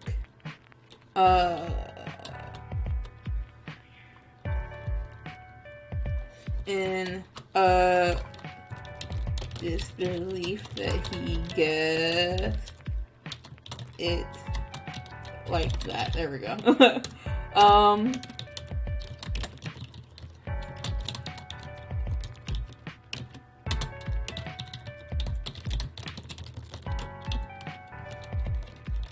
Yeah, so Aiden wants to know. He's like, "Yo, what happened?"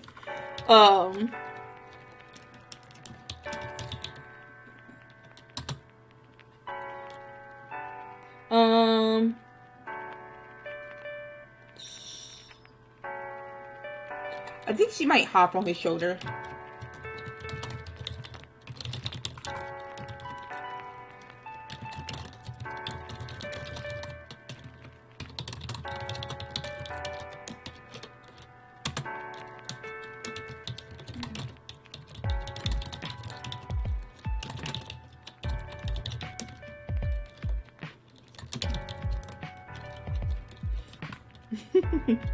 Aiden just wants to know.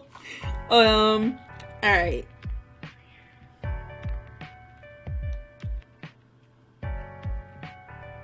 Oh my god, Haru! No!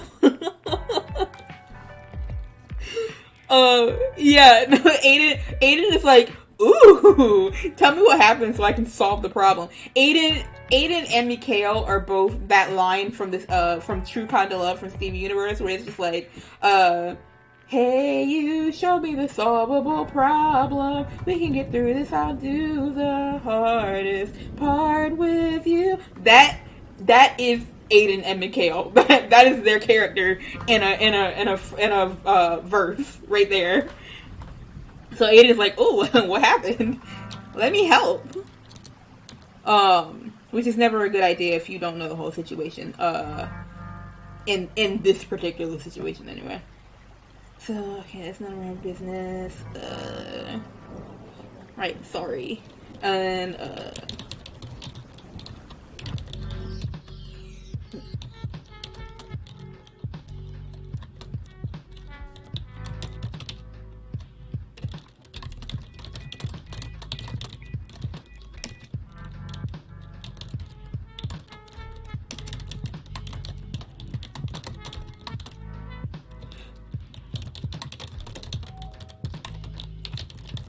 oh, poor Haru.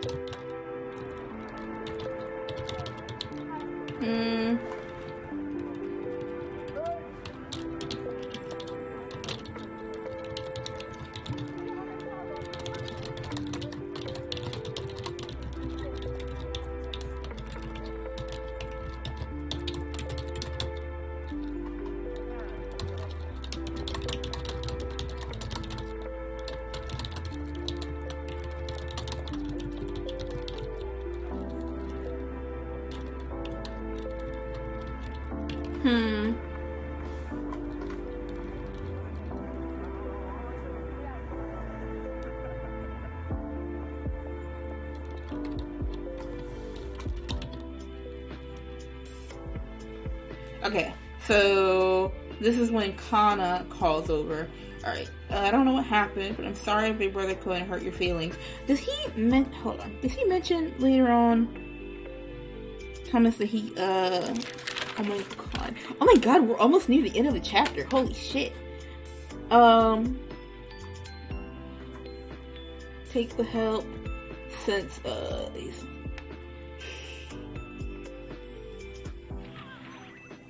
my god, okay. I really like the scene. Alright, hey, what are you doing? Besides, you're not the one who should be apologizing. He is. Not even the one who needs to be the apology, so... Well,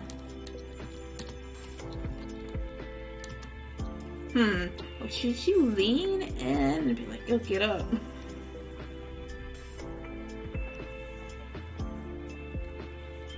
No, we're gonna cut that off there. Alright. Noise calls from in the distance. Voice calls from off in the distance.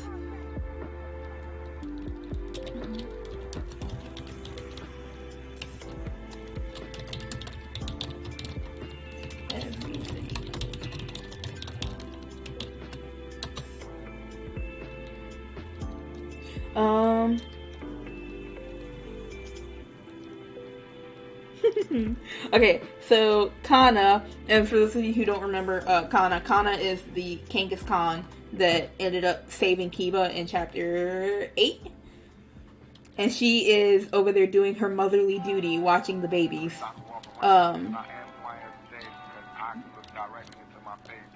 So, okay, you guys, is everything okay over there? Hurry on back. Hurry on back.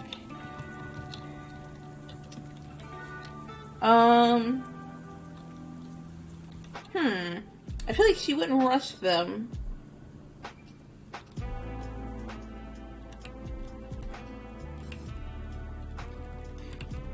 Guys, is everything okay over there? Yeah, we're just gonna leave it at that.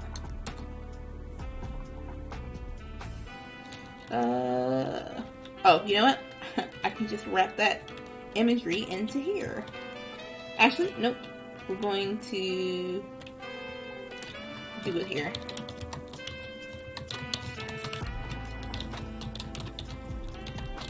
Working on a color mat surrounded the rest of the troops. Small Pokemon.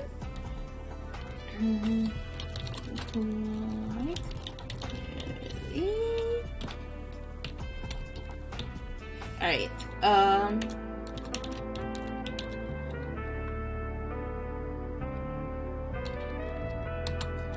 hopping off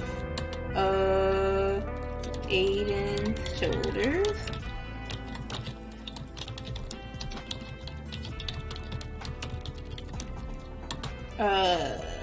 Runs a bit.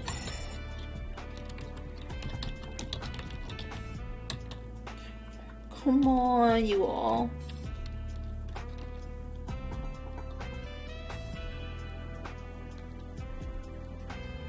Let's see.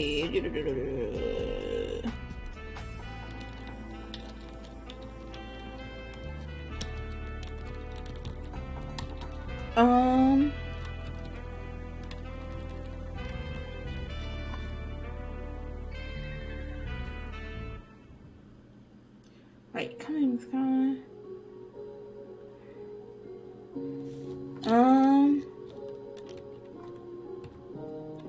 Hurry up, guys. We gotta get back to the others. I mean, come on, y'all. It's good.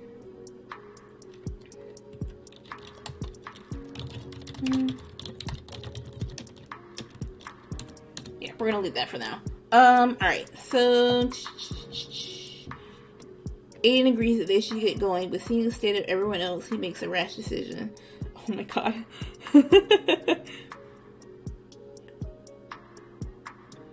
Oh my god, Aiden! Okay, God, I keep forgetting all the little moments that happened in this one scene.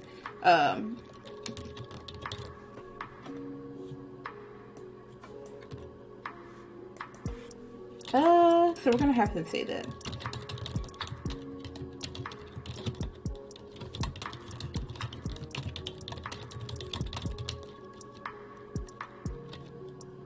Alright. Starts walking ahead, but looks back at the scene. Looks back at the somber mood behind him. Kiba is, you know what? Haru is, standing straight, but, Haru's standing straight, but still,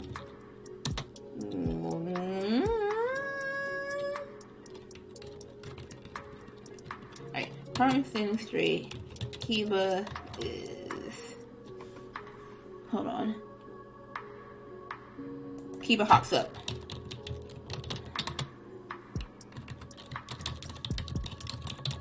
There we go.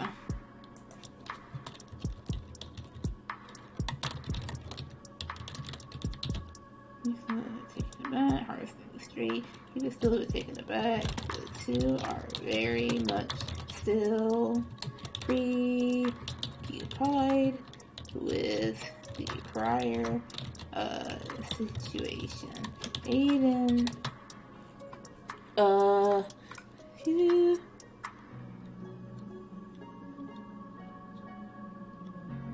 Alright, Aiden puts himself between the two. Okay. Aiden kneeling to Kiba, petting her on the head.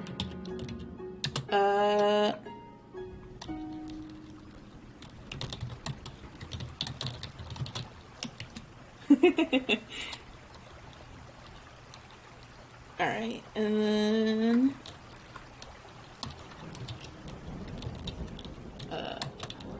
hops up cheese, walks over. You know what? We're gonna put that in its own separate thing now.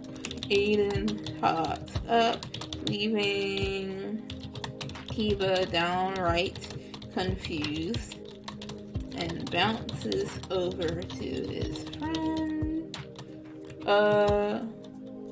pooping him on the nose.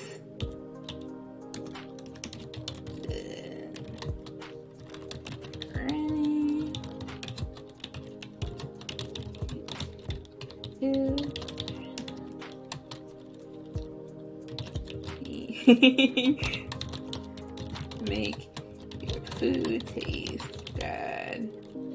Being too fat will make your food taste bad. There we go.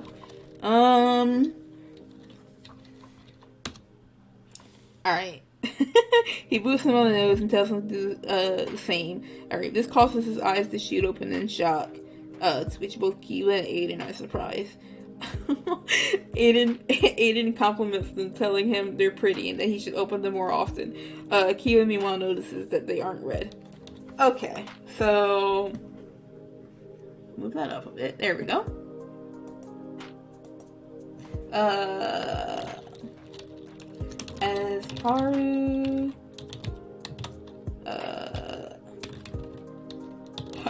is booped, his eyes shoot open in shock. Everyone is shocked here. As Haru is booped, his eyes shoot open in shock.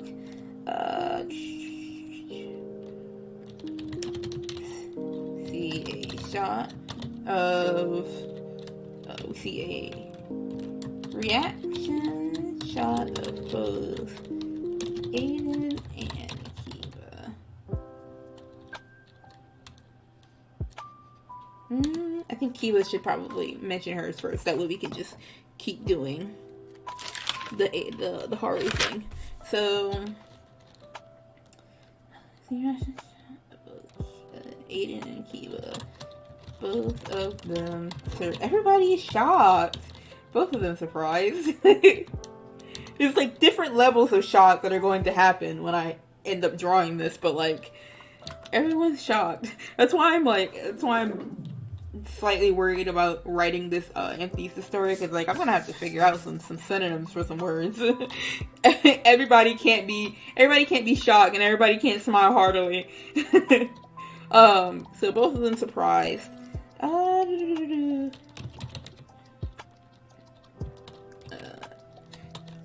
Thinking.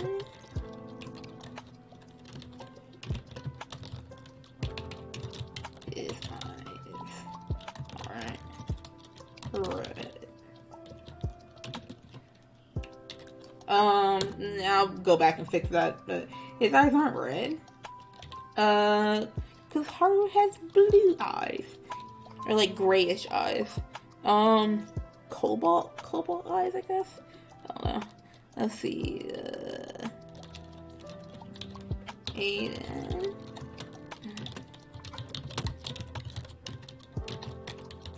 Oh my god, I hit tab.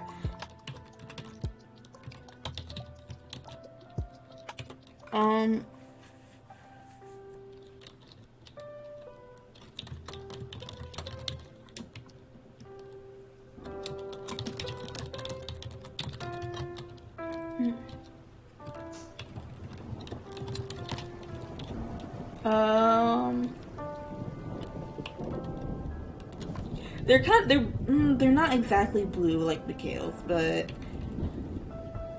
they can be probably more straightforward with it.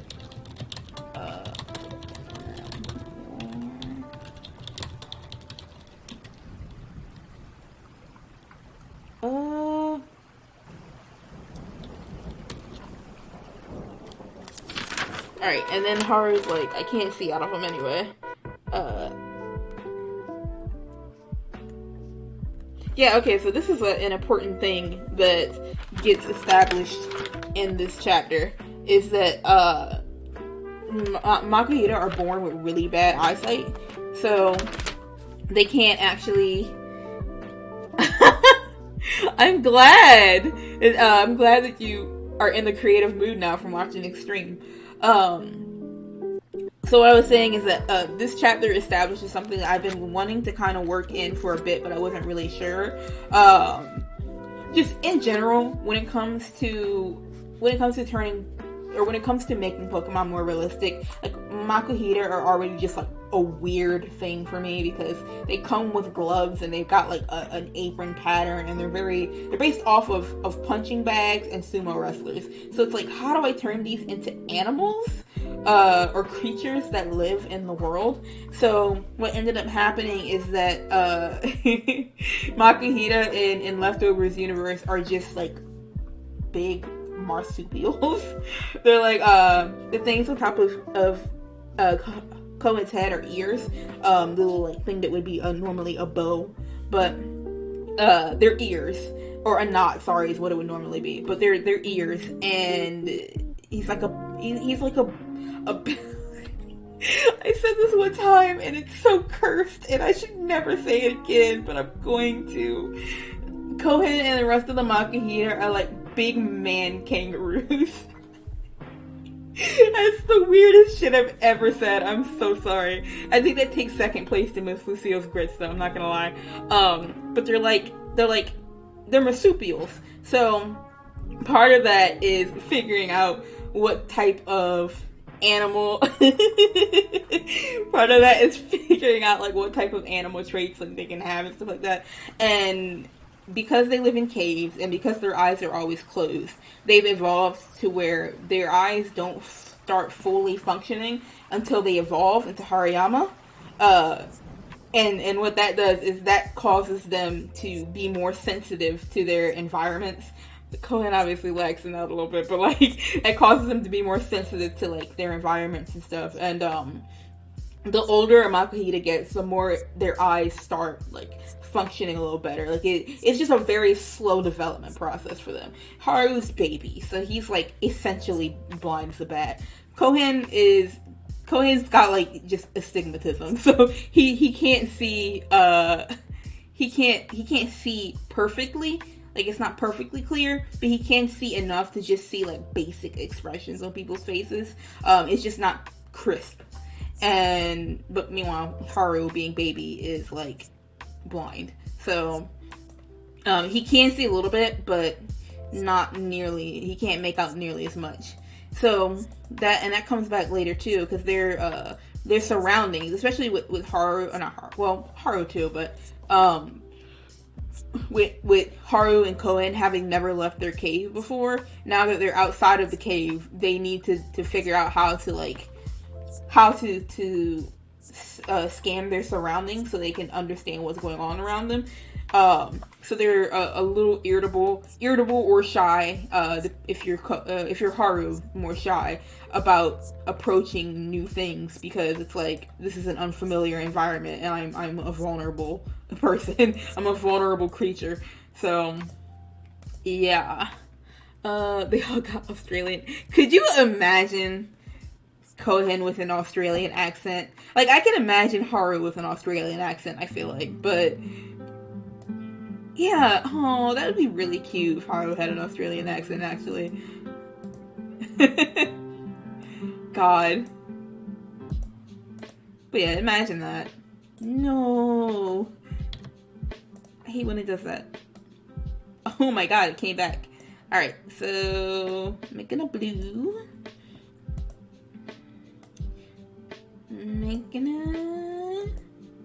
So this thing with them being because I'm still figuring out like what traits they have. I mean, because Kiba is very obviously like Poochyena and Mightyena, that whole line, are based on wolves and hyenas, more specifically hyenas. So trying to figure out what traits they have is very easy, because I can just like go reference real life with that. But when it comes to like, you know, a Makuhita or a Machoke, you know, for instance, this creature that's wearing these human clothes, like, where did they come from, and why do they feel the need to put clothes on? Why do they need to put clothes on? What are they hiding? But like that, and then like when it comes to like Makuhita's gloves, it's just, my rationale right now is that their hands are just blue. Their hands are just blue, and like the glove part is a fist brace, so that when they punch, they don't fuck their wrists up. Or it's a wrist brace, I suppose, instead of a fist brace. But it's more of a hereditary or an evolutionary brace for them. It just looks like a glove. It just looks like the opening of a glove. It's so weird, man. It's so weird. It's like Sonic in the Sonic movie getting his shoes, but like being born with the gloves. Like with some things we just don't acknowledge, I suppose. Alright.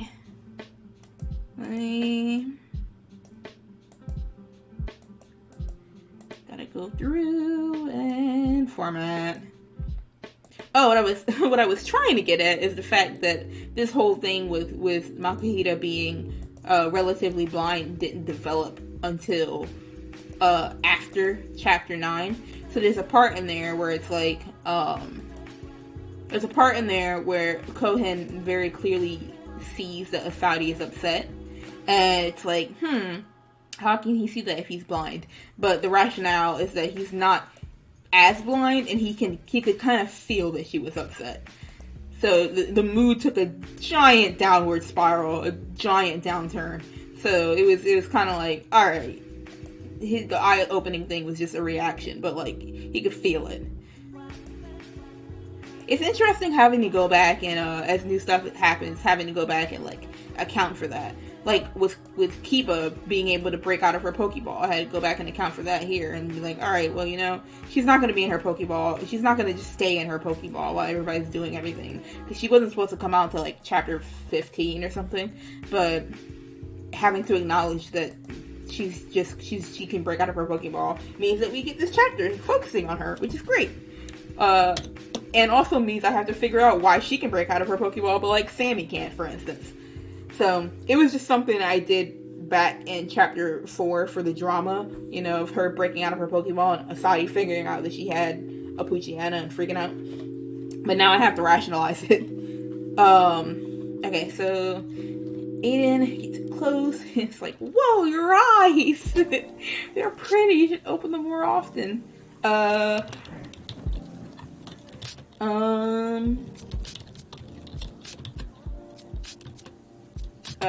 You say he'd probably say thank you first. Oh, he would absolutely stutter here.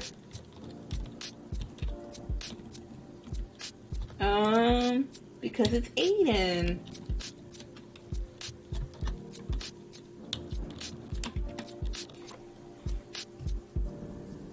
You know what? We're gonna break that up.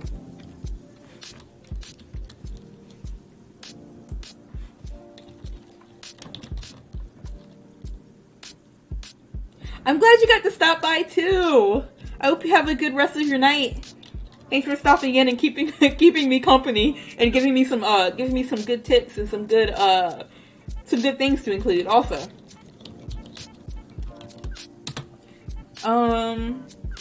Okay, so what time is it? 10:09.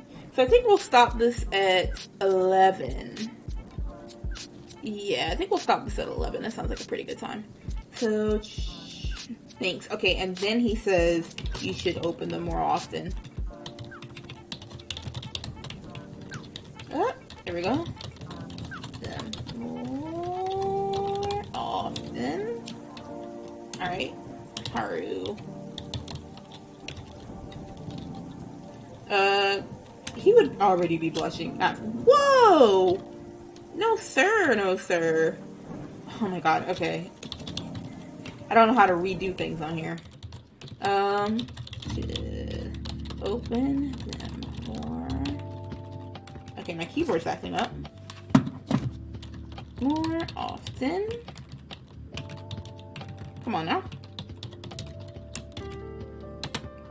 Alright. Ooh, you know what? Face blushing.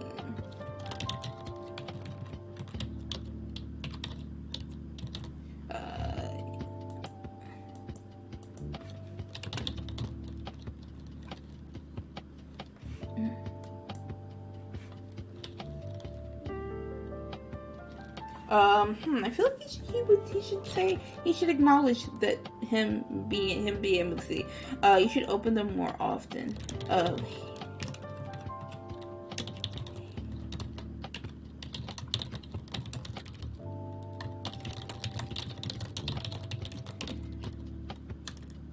Okay, and then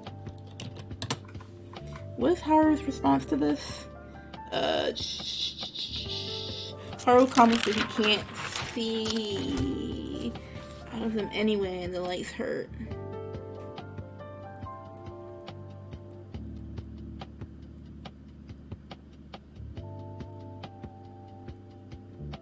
Being told to keep her voice down kindly by Kana. Okay, alright, so you should open them more. Wait, how do you see with them closed anyway?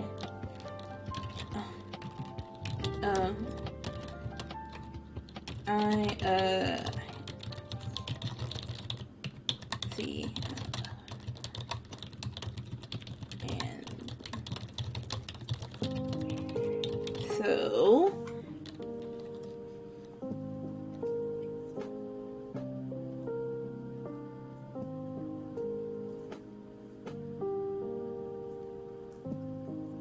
oh, Kiba brings it up later on. Hold on.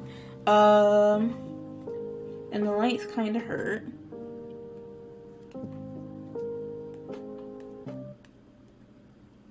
Alright, Kiba takes note of this. Suddenly from the background, Kiba screams over to them.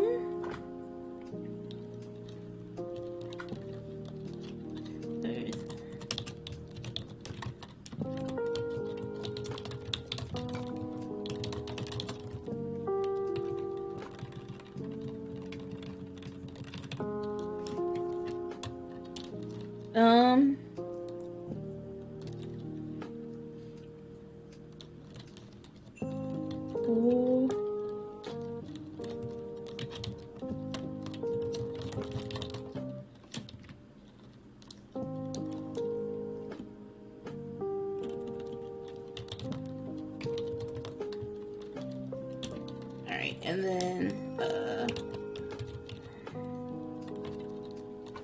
then Kana tells her to keep it down a little bit. Okay. Akila runs off, or Aiden runs off. Okay. Akila calls for the boys more, being told to keep her voice down kindly. Alright, cool. So,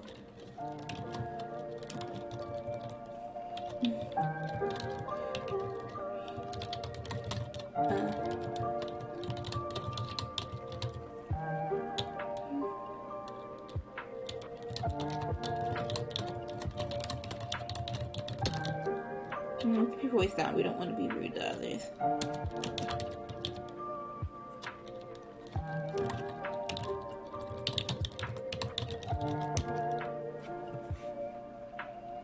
Alright.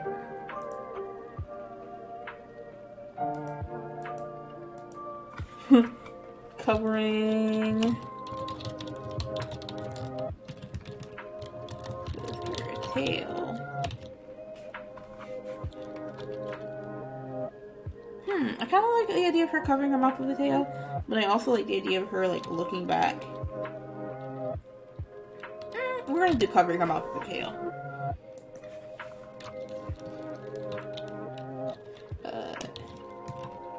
Aiden starts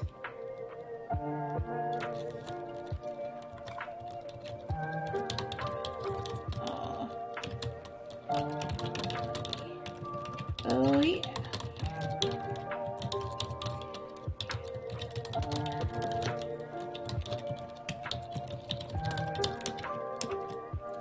Yeah, forgot.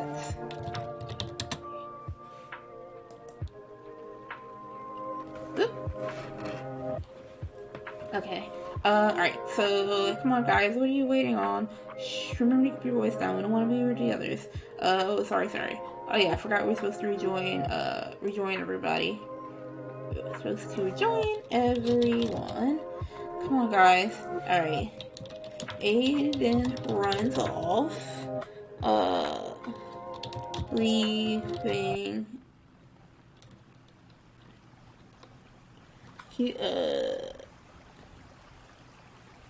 Oh, Haru reaches out, about to tell him to wait. Okay, gotcha. Haru reaches out. Leave.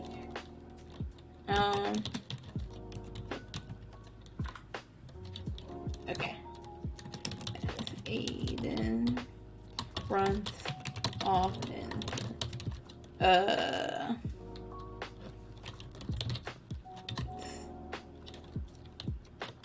Haru looks down at the bowl.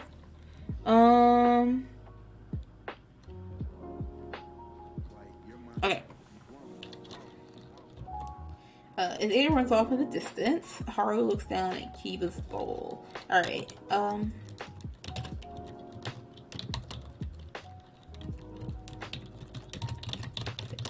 for you. Pick.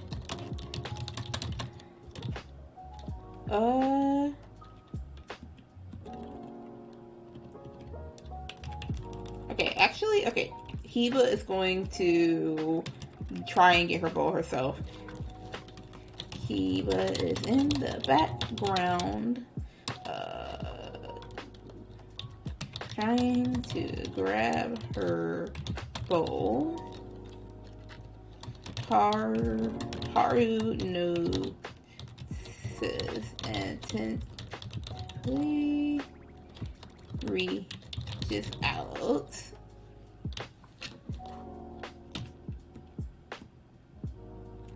Okay, so he's not picking it up at this point. Alright, and then Kiba's just like, I'm gonna let him take it. Alright.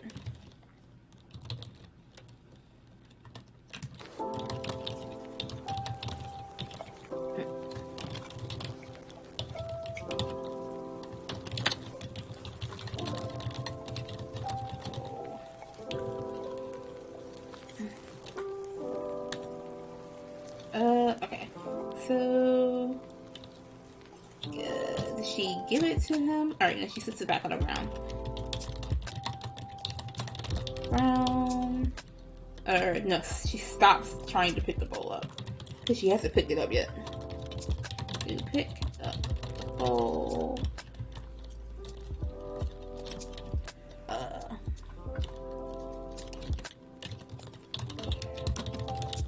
Thanks. Alright. So okay, so on the walk over is when they talk about this. Got it.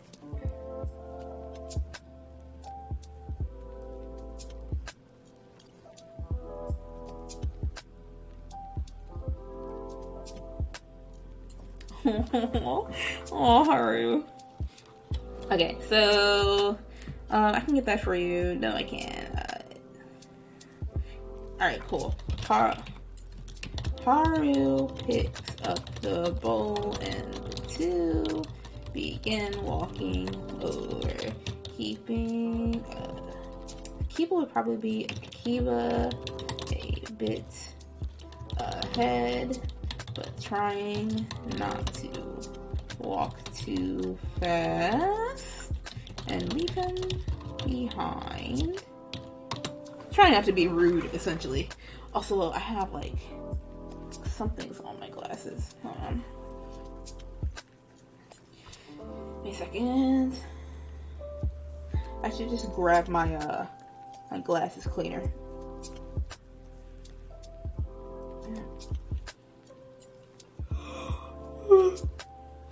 Let me grab some water too. Hold on.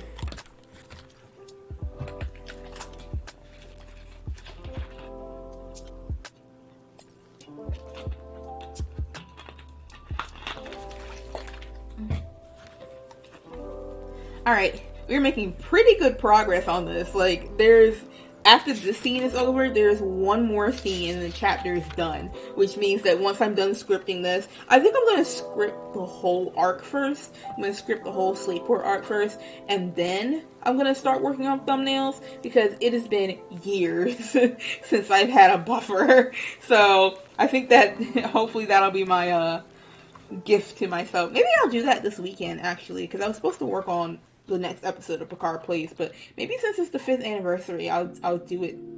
I'll write more this weekend. Well, we'll see. That would be nice though, to just spend the weekend writing. Oh shit, that would be hot.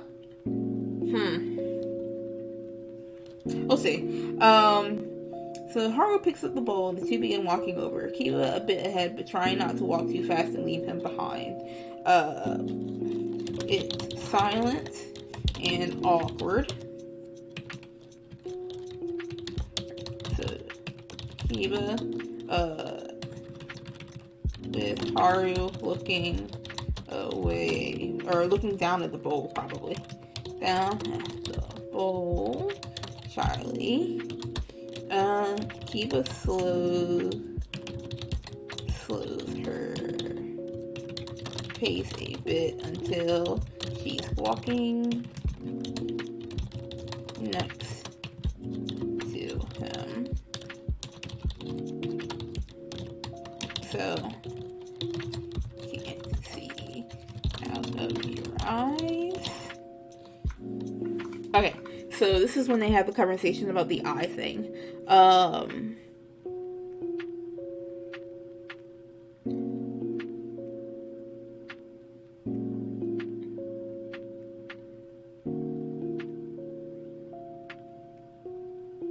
Okay, so you can't see out of your eyes. That must be a pain.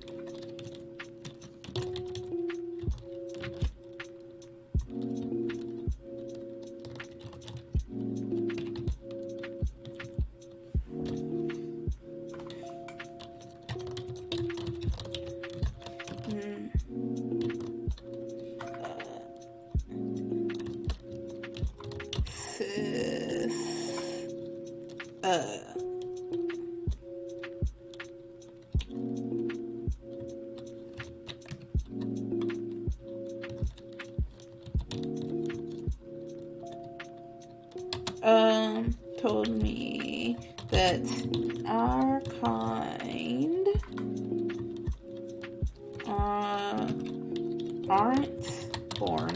very good eyesight.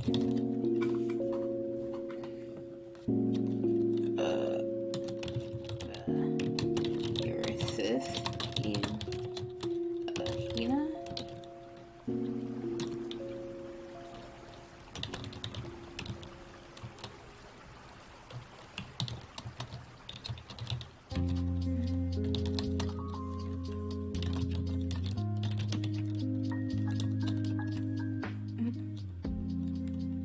I feel like he would address the fact that they, well, would he care that they met?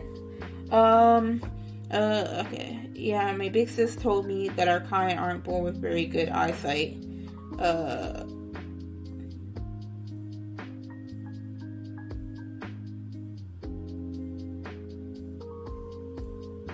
Your sis, you mean Hina?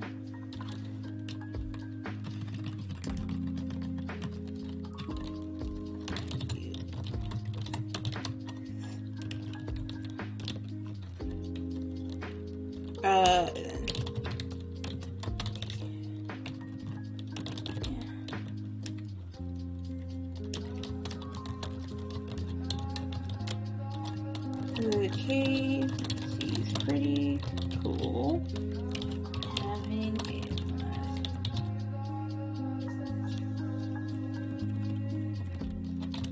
yes.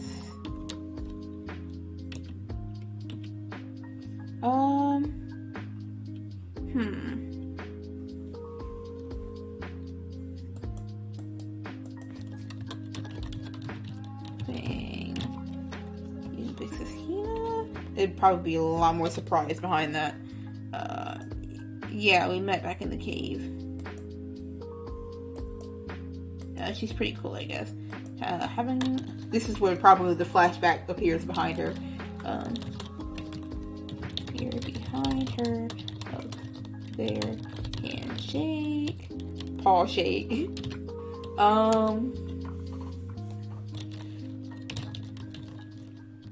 Okay.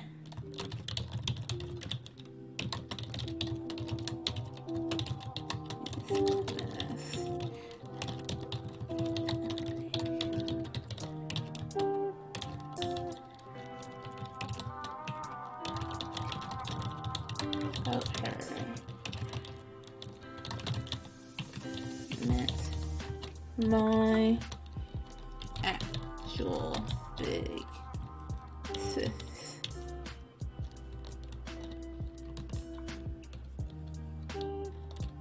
Okay, so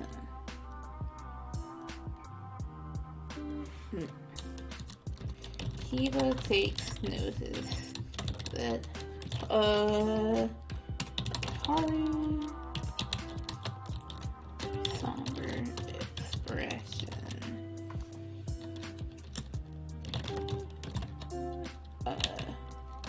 Tries to perk back up again.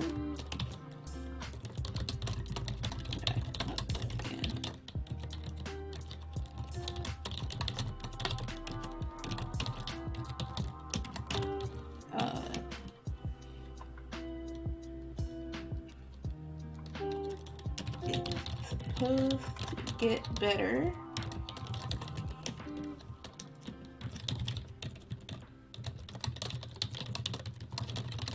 Okay.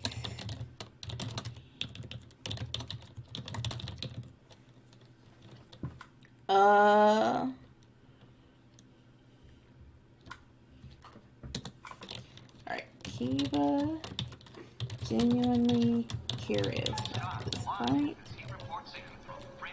Gigi, I've decided not to leave this town. Maybe I can stay and find someone And else how? who will like me and accept me for who I am. There we go.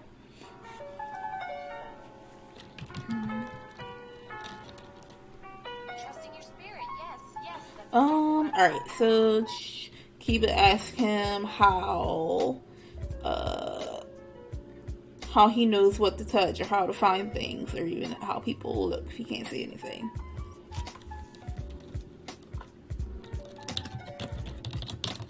No.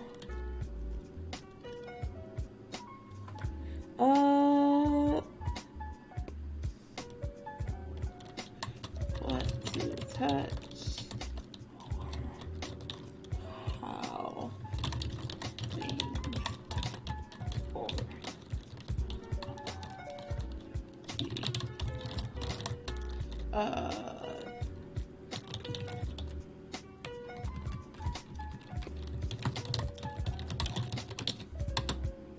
do you know what to touch, how to find things, or how do you know what things look like if you can't see? Let me put this here.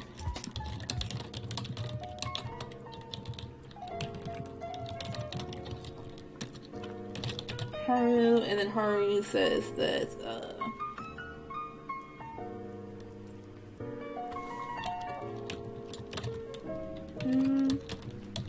came up, inquisitive. I'm gonna spell that all wrong.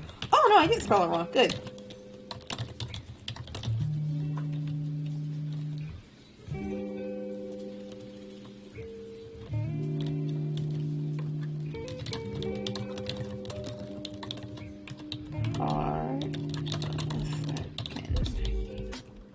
All of these things,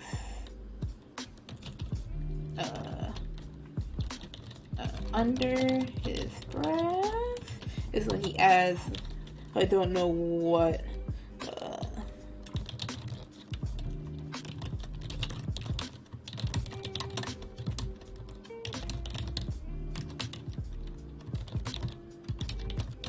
separated.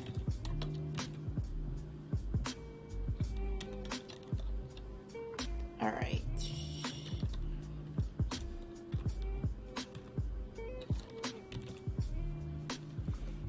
Okay, we're gonna add though at the end here. And then take though off here. I didn't find out what or how that works before we got separated though. That's like real under his breath.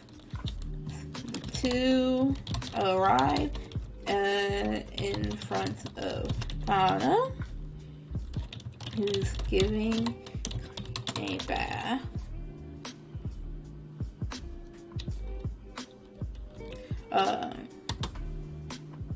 Oh, I forgot the fact that Aiden looks back.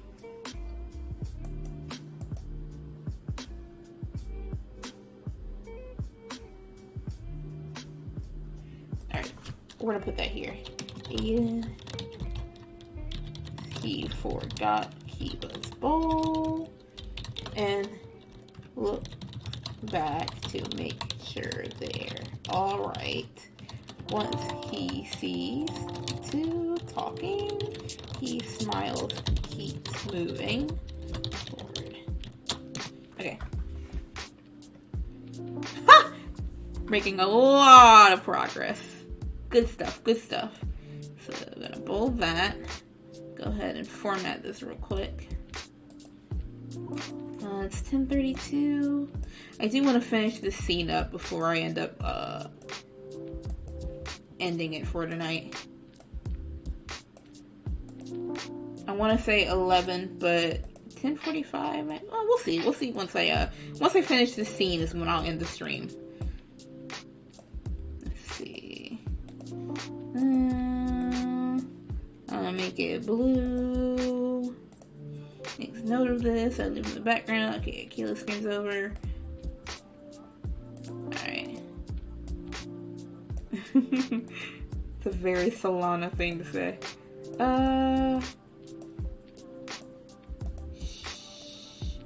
Remember to keep your voice down. I gotta figure out if she can actually cover her mouth with her tail. Whoa, hello? No sir, no sir. What? What's that about?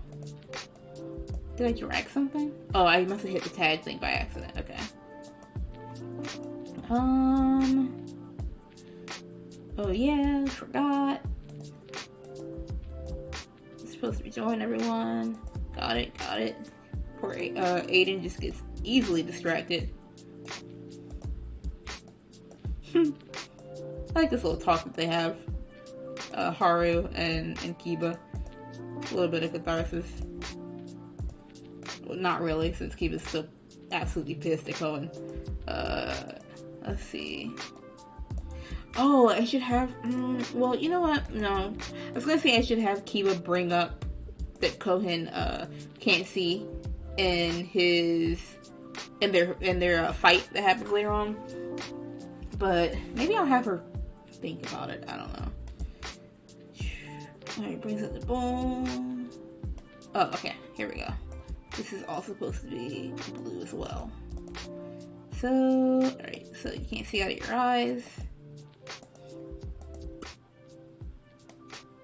Okay.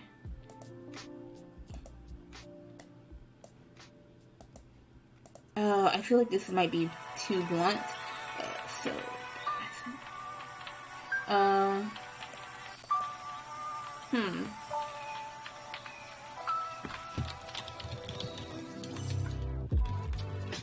Really can't see out of your eyes. That's a little softer. Less of a finger pointing like, ha, you can't see out of your eyes. And more of a, so that's really a thing, huh? Alright. Make that blue. Make that blue.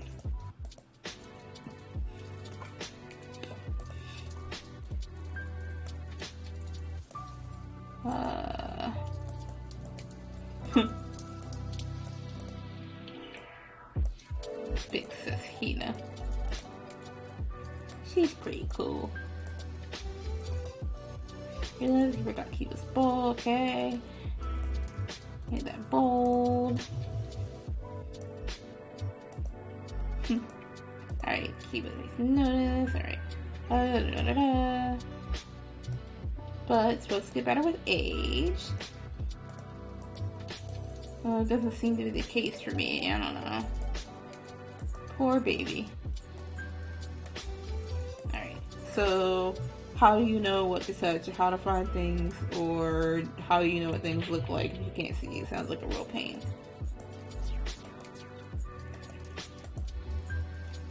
Inquisitively? Well, sis said that there's part of us that can feel all these things. I didn't find out what or how that worked before we got separated, though. Alright, cool. So, that's there. Alright, awesome. So, saving? Please save that. Let's hit done on that. Alright. Just want to make sure everything is saved there. It's so iffy with Evernote because you can't actually, there is no real save button. I should really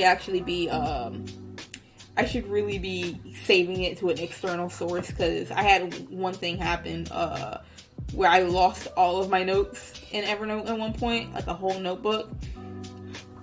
It was not good. Okay, so the two arrive in front of Kano, who's giving Kree a bath.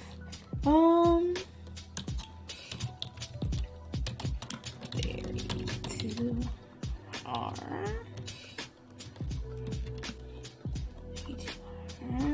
Oh, there you are. I think just referring to Haru at first. She tells him that she's proud of him, causing him to blush. Alright, and then she turns her attention to Kiba, who is now, gobbling down her food. Got you. Alright, so...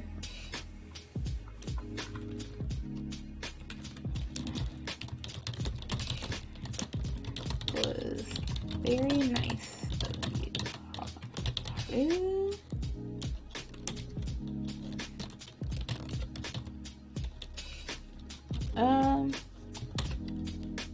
Putting Kiba. Oh, you know what? We're just gonna put that here.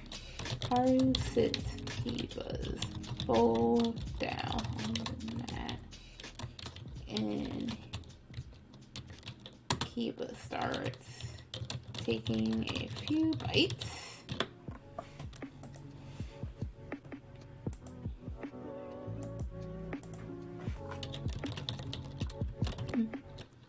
Blushing.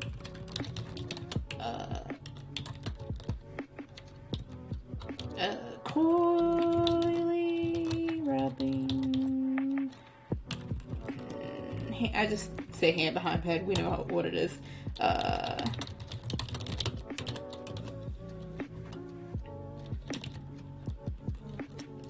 Um,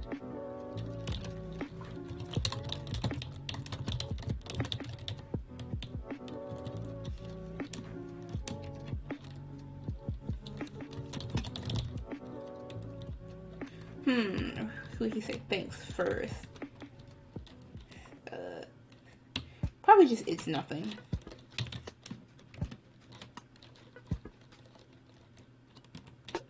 We're gonna give him some, there we go. There we go. Alright, so...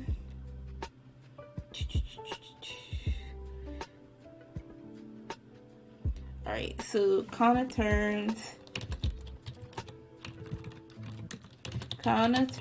her attention towards Kiba, who is eating in the background. Eden grabs Haru's arm and pulls him away. Okay, so... No one knows me but the piano. Okay, then Kana says, it's nice to see you again.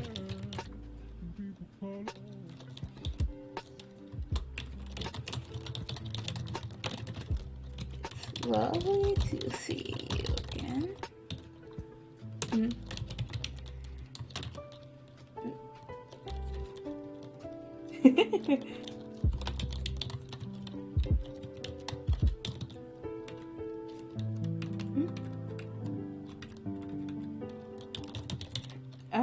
She can't really talk if her jaws are full.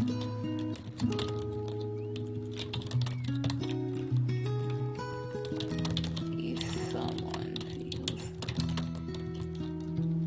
nice to see you too.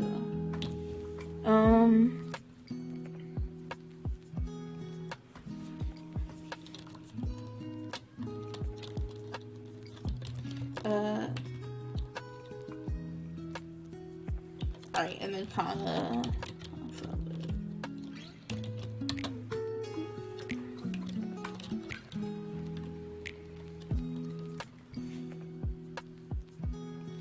Actually, you know what? To see you too. And then thinking, at least someone's happy to see me.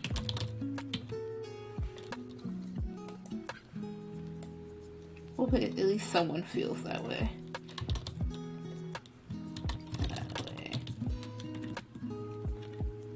Although Sadie wasn't necessarily happy to see her, but she wasn't unhappy to see her either, so...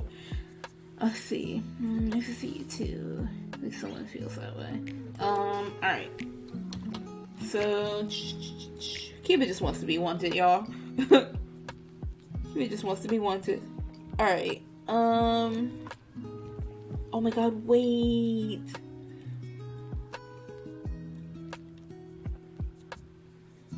Oh my god, wait, I did a thing. I did a thing without realizing. So, maybe I did realize. I don't know, actually. So there's a part that's coming up where, Kana tells Kiba that she hopes that she can, like, enjoy her meal with, like, all the babies running around. And Kree, I don't know how I'm gonna pronounce his name, but the baby Wismer, the one that's like always crying, is getting a bath from Kana right now, and he's like in her arms. She's holding him, and he's like, "I'm not a baby," and Kana tells him that she knows that he's not a baby and that it was just a term of endearment. And I think I meant to put that in there just as like a cute little thing, you know. Kana knows how to talk to kids, but that actually ends up tying into it's funny that she says this in front of Kiba, because when what's his name, when Joe called her, you know, a little pup, or when Kohen calls her, like, you know, golden puppy or whatever he calls her, I gotta come up with better. I'm so glad I'm better at writing, like, not insults, but just things like that, because like golden pooch is like not necessarily imaginative, but he's just calling her like he sees her. But it's not meant to be an insult. It's just a term of endearment. You know, like call someone like, you know, what are you doing over there, little boy? You know, something like that. It's that feels a bit condescending, but it's like, I don't know. It's just a term of endearment, or it's the way that they show endearment. The whole like little nickname thing. So it's funny that this happens in front of Kiba during this specific moment. I gotta reference that again later. Maybe have her think back on that next time somebody calls her a name. I see you too, thinking how someone feels that way. Kana is like,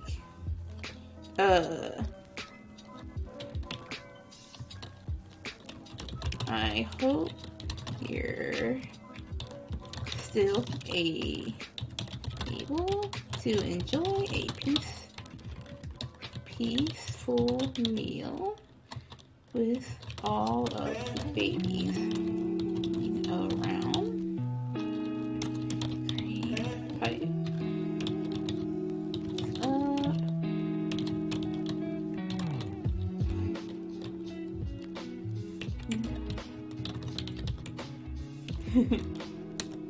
Kana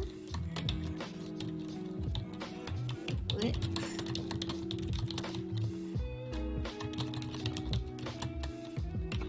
I know it was just a term of endearment. And then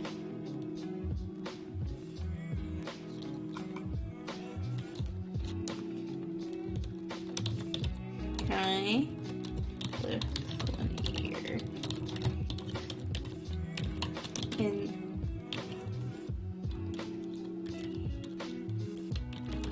what time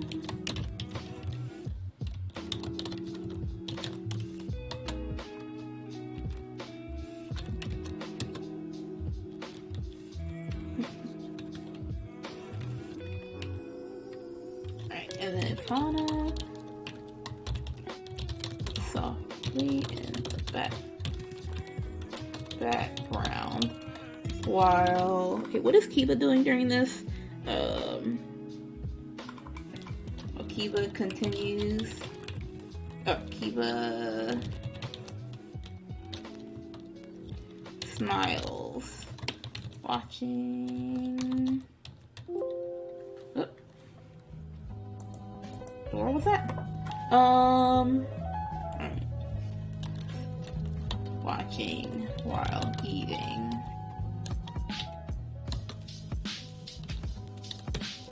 Kana is like, feel free to bring the rest of the team over for breakfast if you see them wandering. Okay.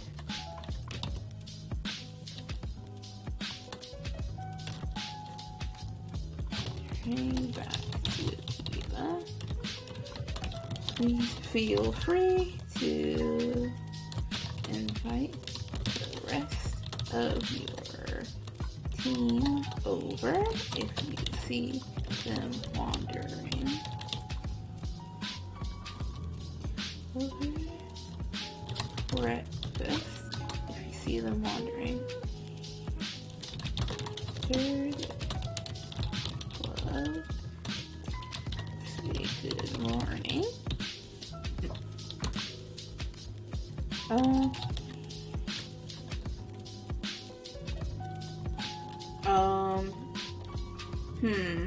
Now I have it at Kiba's size, but I think she'd probably just shoot a flat expression.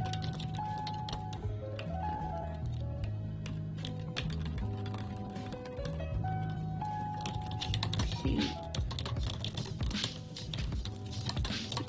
bowl at first, but wanting to keep things casual, she looks up and smiles.